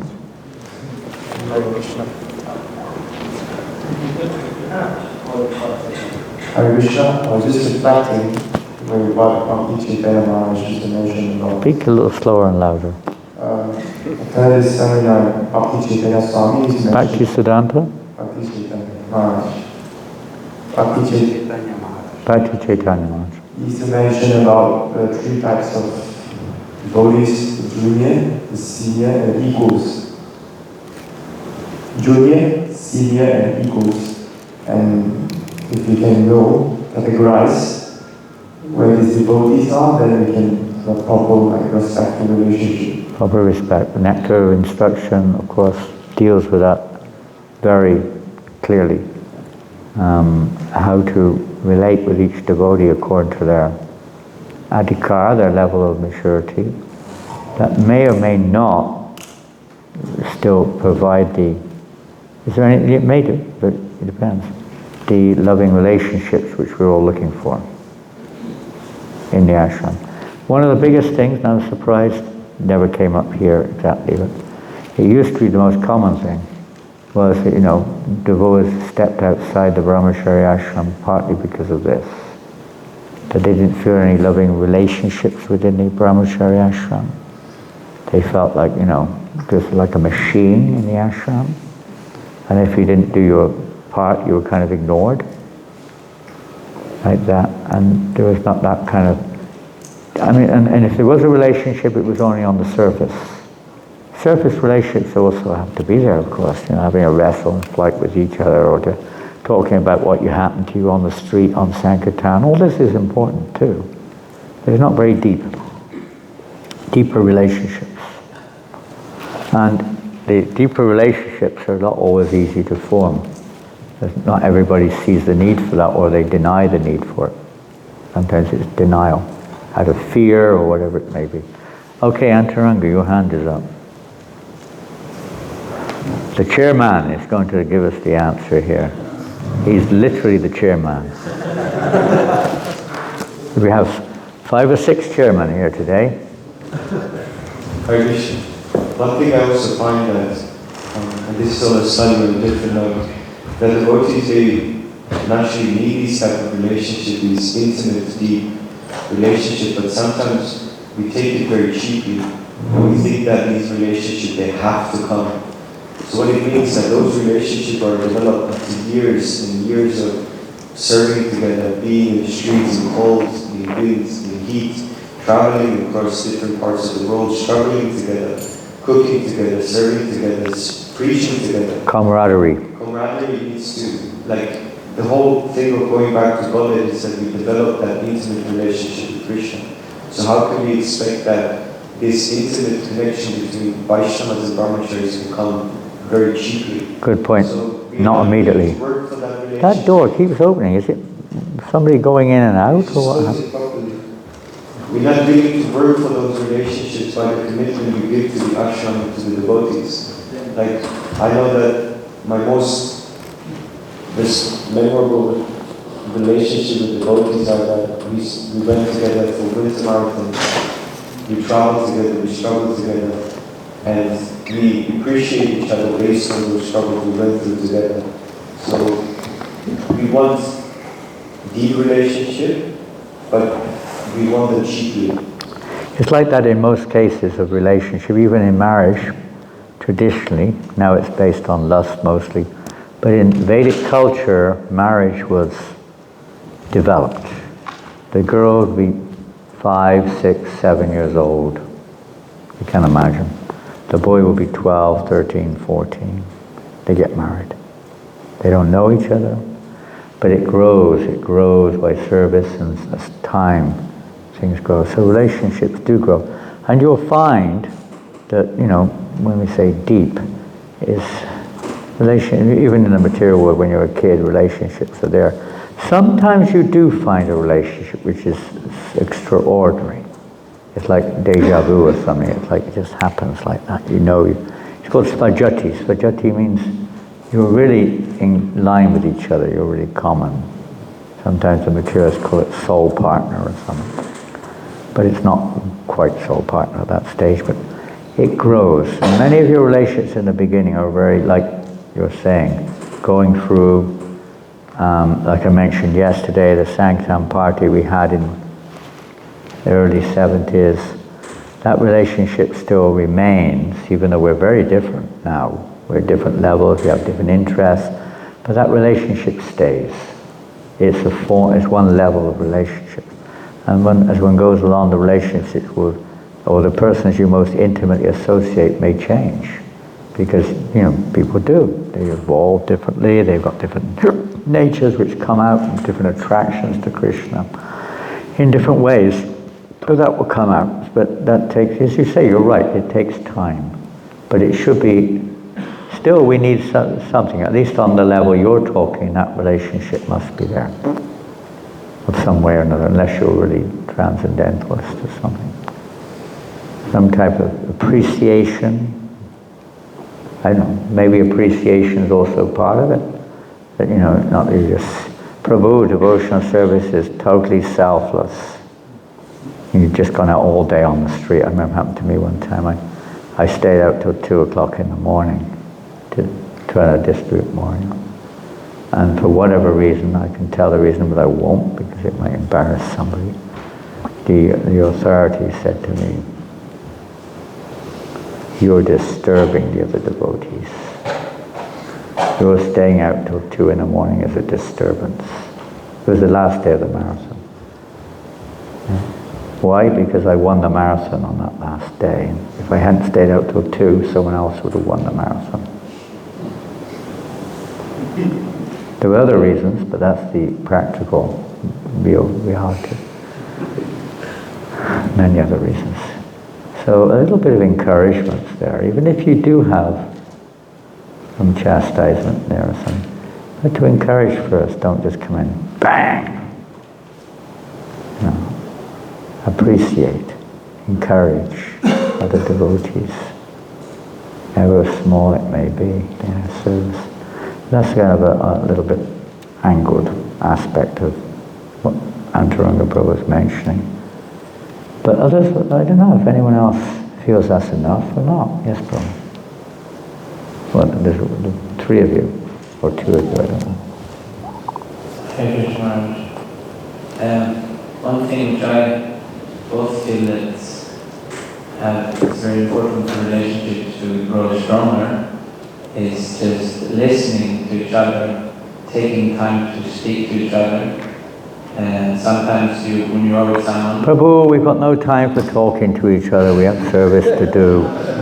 You're just nonsense, you know. You're in your mind. You're in Maya. Yeah. But you start speaking to someone and you start looking at the watch and they're like, I have this service, that service. Yeah. And you feel that your own words are their time, you know? And then that kind of makes you what is... It can hurt you a lot, actually. It can make you feel pretty worthless. Or if you speak to someone and just there's a small glance, another thing, you know, in the conversation, you see that you feel that are really focusing on me. You have to walk past each other like robots. Isn't it? Listening attentively to each other is like... Well, the biggest comments here has changed. But I mean, years ago here at the Manor, that was one of the biggest comments. Nobody cared about you. Everyone had their service, and they walked past you like you didn't exist. It was like a machine.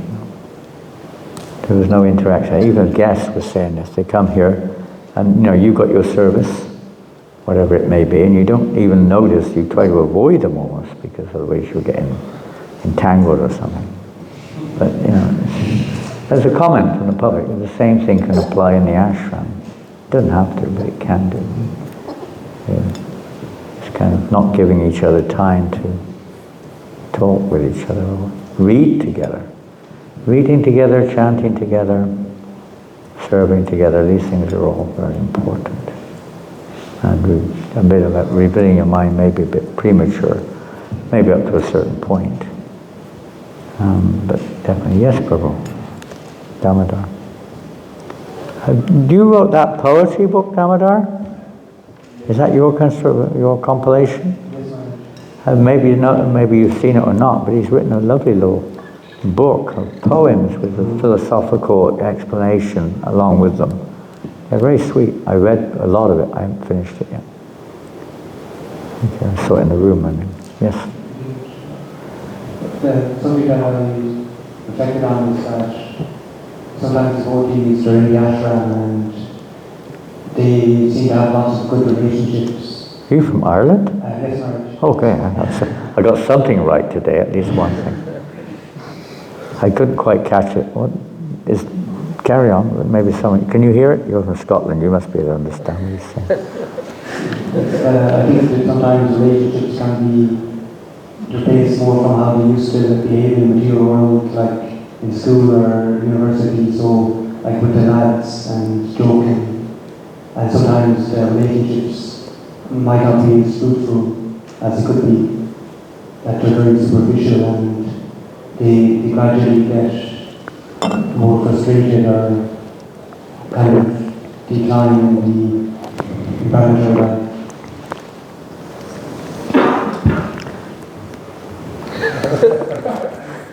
Oh, hey, you knew. Hey, you knew. Hey, Jimmy. Come on, translate it.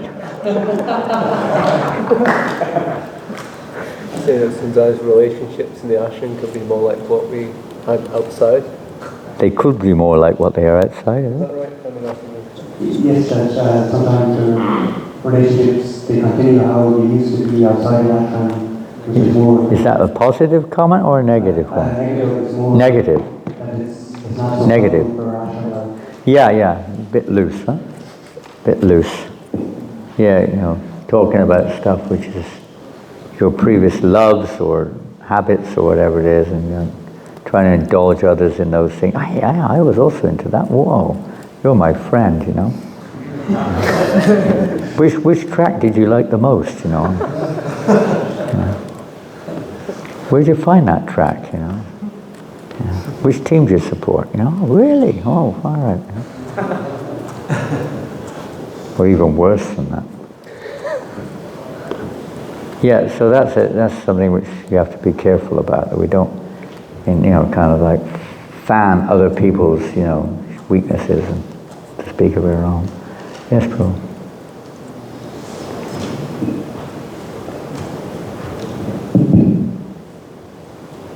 Just added to the challenges. One challenge is that it's very hard to find devotees who are serious long time. You know? Serious long term. Yeah, like I'm personally not interested in developing a relationship with someone who will look in 6 months. You know? Yeah. Yeah, they're not easy sometimes. Yeah. You make a relationship with someone and they disappear with you, you know, with all your money or something. Maybe not with all your money, but... Well, brahmacharis, now they're the rich ones. It used to be the sannyasis, now the brahmacharis are the rich ones.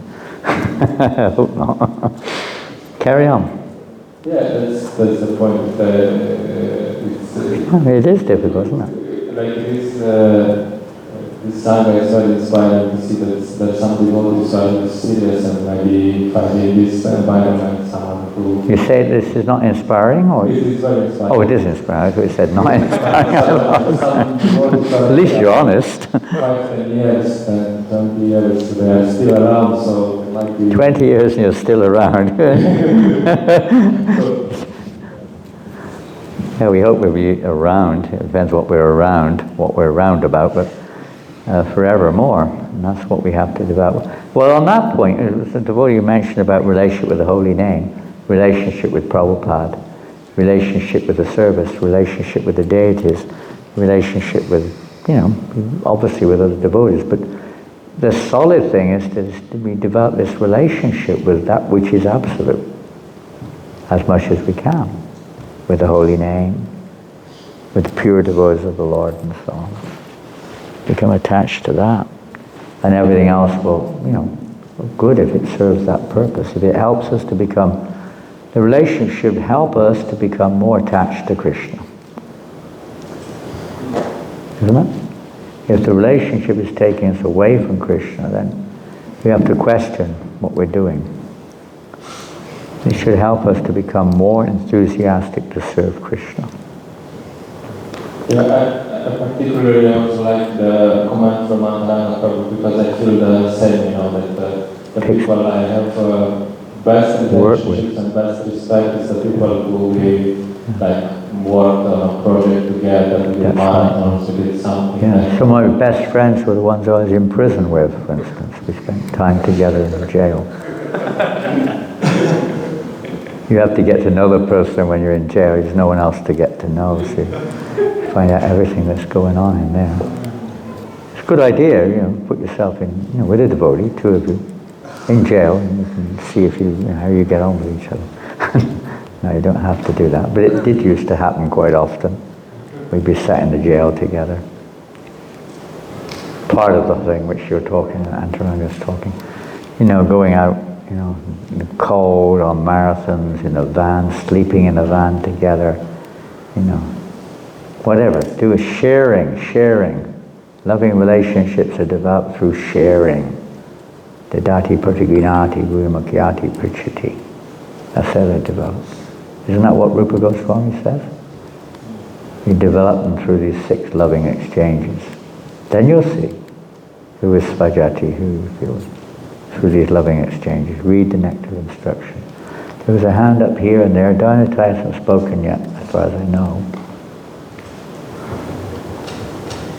Maybe you did. By experience, I see that when the relationship is not based on the activity of Krishna consciousness, the absolute plane, the relationship the tendency to go toward familiarity and to be very difficult to maintain. Nice one. But if we stay in the activity of Krishna consciousness with the etiquette also in relationship, we can go deeper and deeper in the relationship. There's no end. Develop some love. Unlimited depth.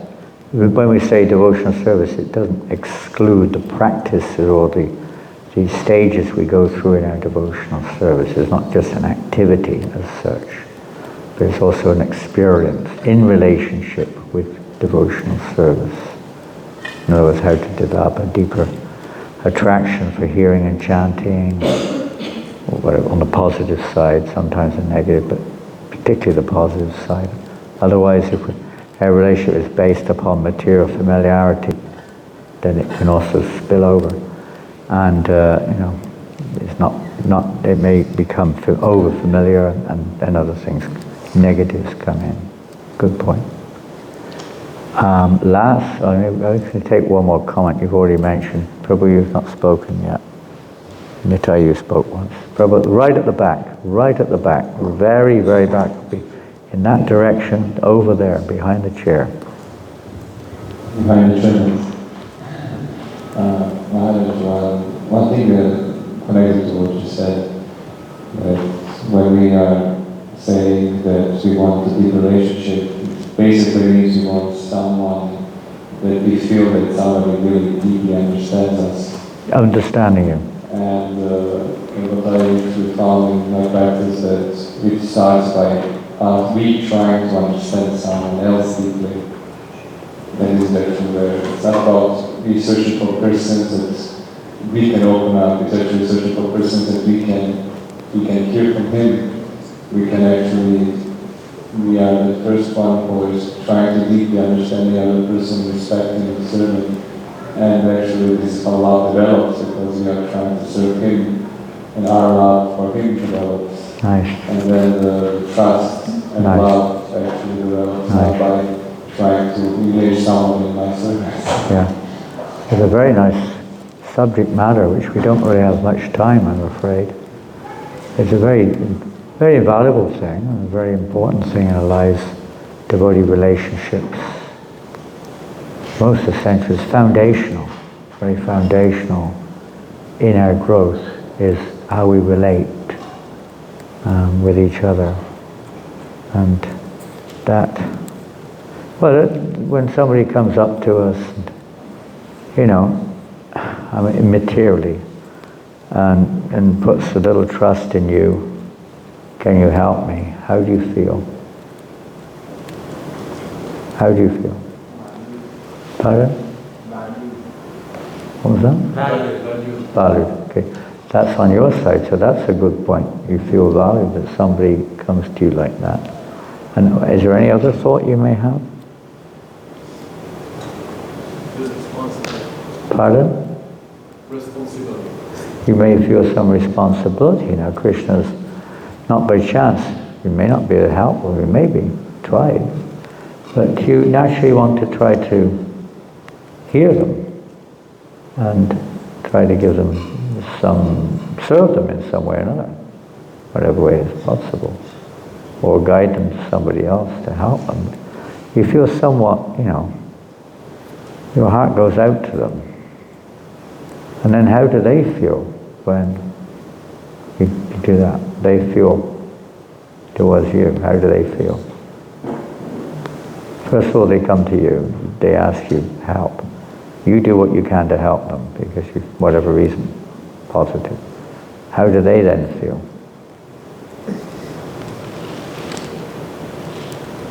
Grateful. Pardon? Grateful. Grateful. They feel very grateful. And they're going to reciprocate that gratefulness. Then how do you feel? This, by the way, is all simply a reflection of the spiritual world, that's all. That's how it works. It works in the material world too, up to a point. And amongst devotees, that point has no end. You feel grateful, and they want to do something for you. And when they do something for you, what do you feel like doing? What do you reckon? You're going like this.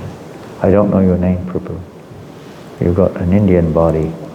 Yeah. We would like to do something for them. For them. It just goes on and on and on and on. It's a natural thing. Little things start small, but it can become huge. You'll give your life for that person. You'll give your life for them. It grows, it grows, it grows. I'm going to touch on one more subject in the 15 minutes, 10 minutes we have left. It's a very big subject, and I think more than anything else, this was mentioned. And it's kind of a really sensitive subject. I don't know why I called it juicy, I don't know. Maybe because prasadam will be following straight after this.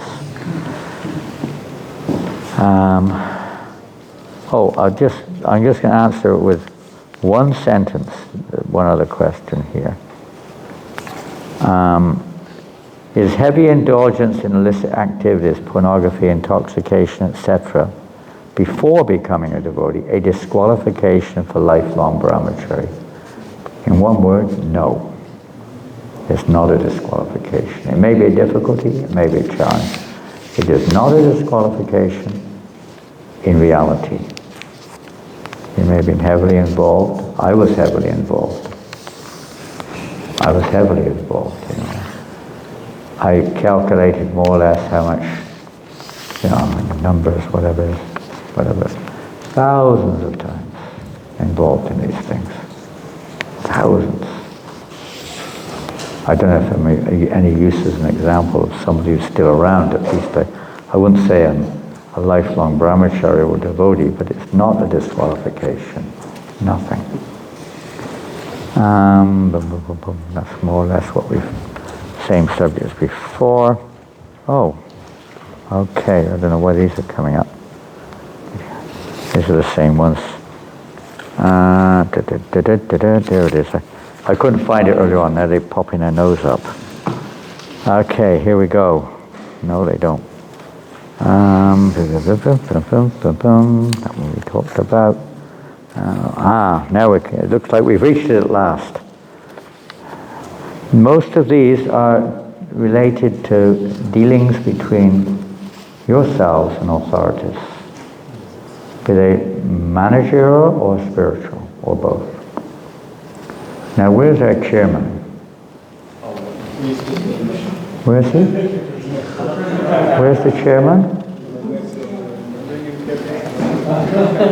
Is he the chair? No, here he is. He just entered the hall. You're going to live a long life, Mr. Chairman. He just mentioned you, and he walked in the door. So, as I say, I don't know the numbers, but there's quite a lot here that have asked, not the same question by any means, but they're related to some doubt or some kind of like feeling uncomfortable, or something amiss with the authority which you perceive, either in their dealings or with their practices, like that. And I don't know how far we can get this. Some of them are dealing with a spiritual master.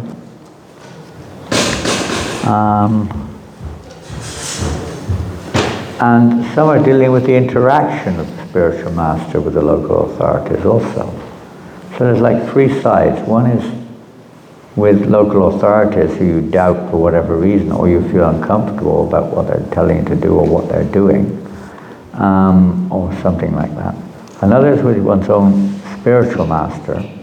It may not be doubting their spiritual integrity, but whether or not, you know, let's say they're giving you the right instruction, or you can take what they're saying, or whatever it may be.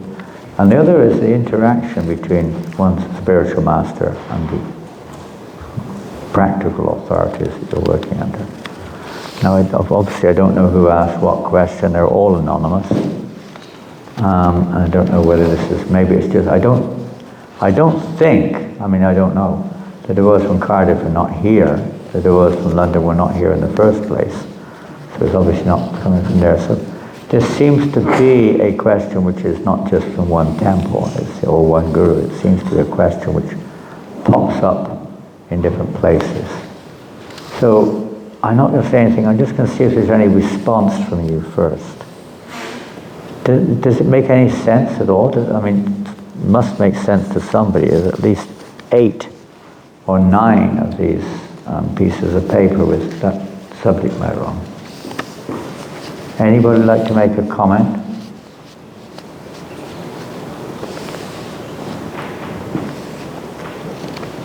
You'd like to make a comment on this?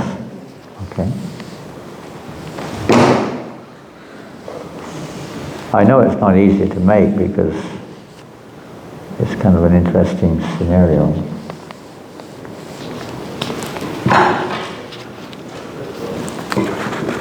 Hare Krishna.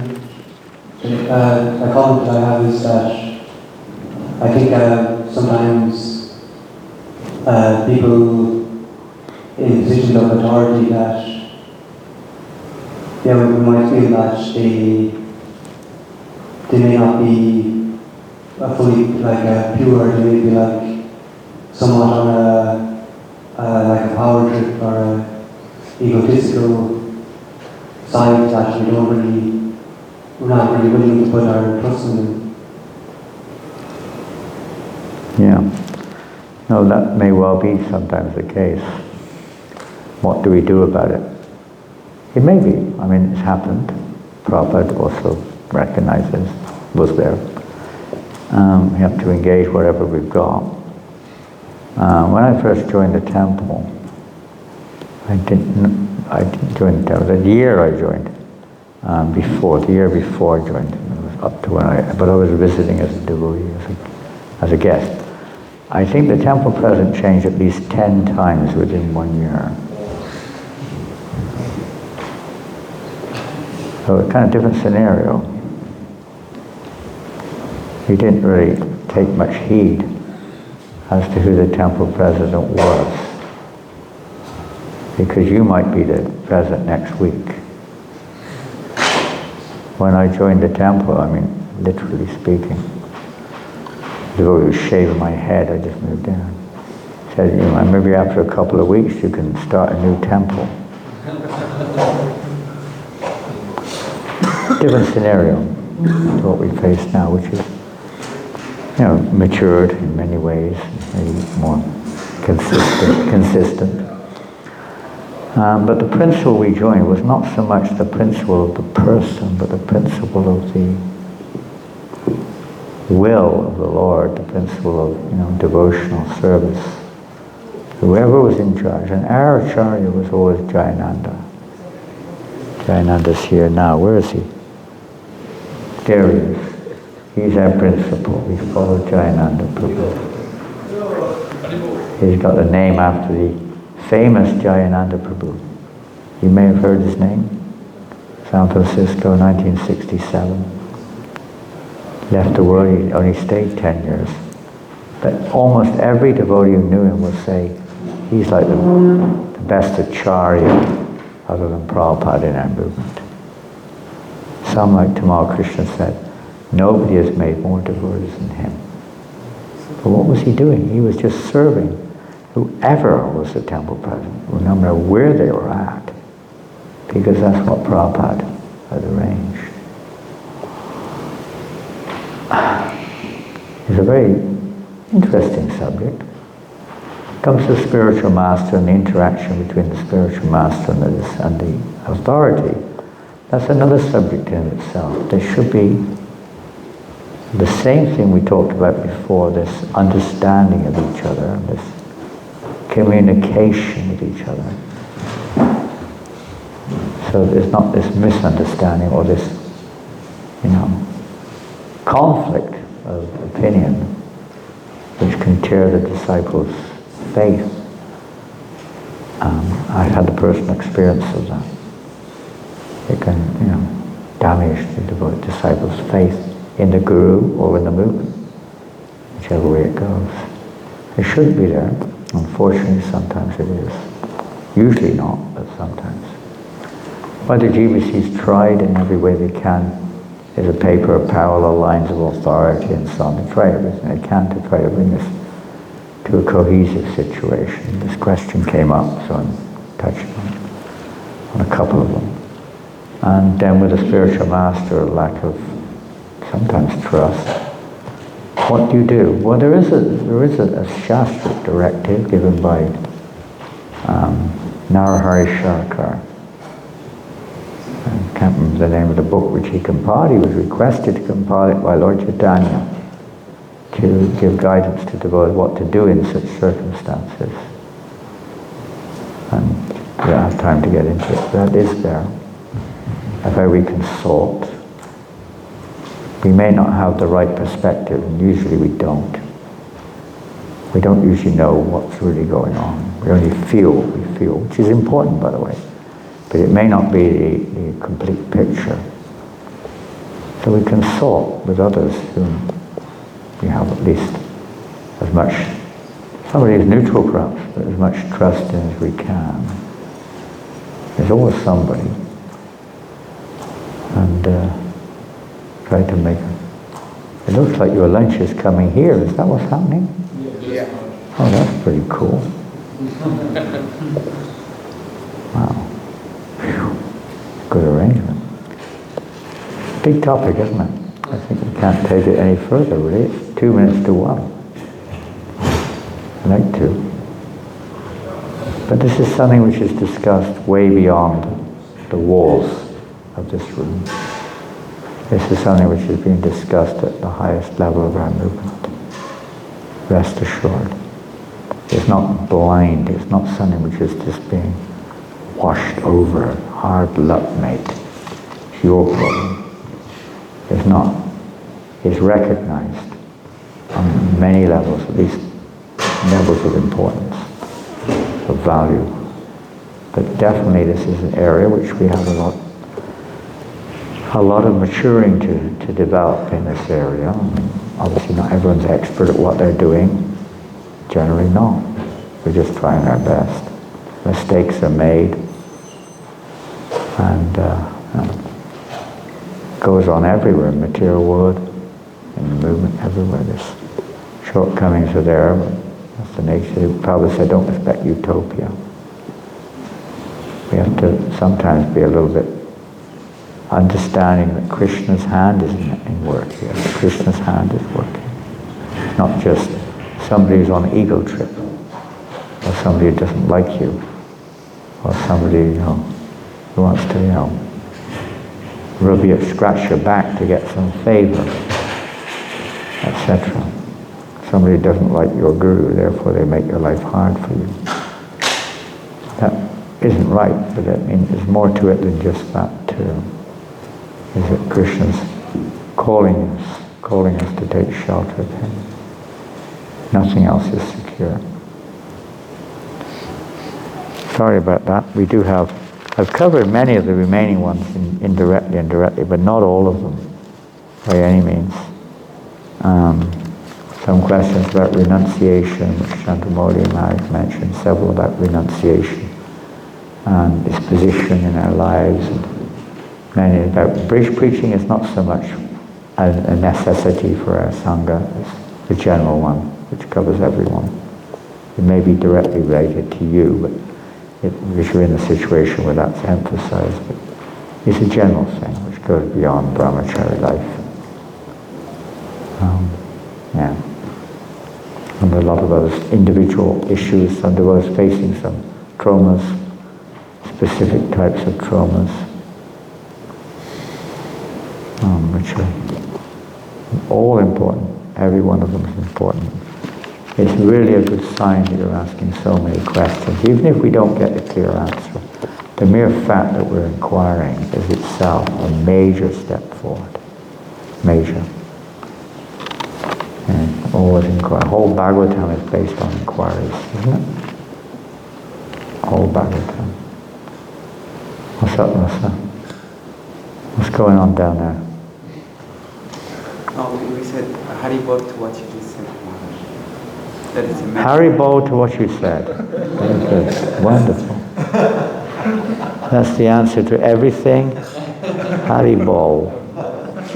2 answers, Haribol and Shari Radha Vijayajal. Everything's answered. Where's the chairman? Is he? There he is. Is that okay? Thank you so much. You okay? Perfect. Perfect. I'd like to thank really very much Jagannath Maharaj for taking the time, and instead of doing sort of these series of seminars, you opened this really wonderful space for us to express our deep questions. And I think Maharaj did it really expertly and masterfully. We are very, very grateful for this opportunity. Well, you were very expert. I didn't really say anything. I mean, all the answers came from the devotees. I just sat here and read the questions. 90% of it you answered. You went through the whole process with us, you guided us, you nurtured, and sort of it's all due to the first question of the session, which was in the spiritual world. What was it? The pasta and pizzas. That was the real solution there. That was the one that really made it happen.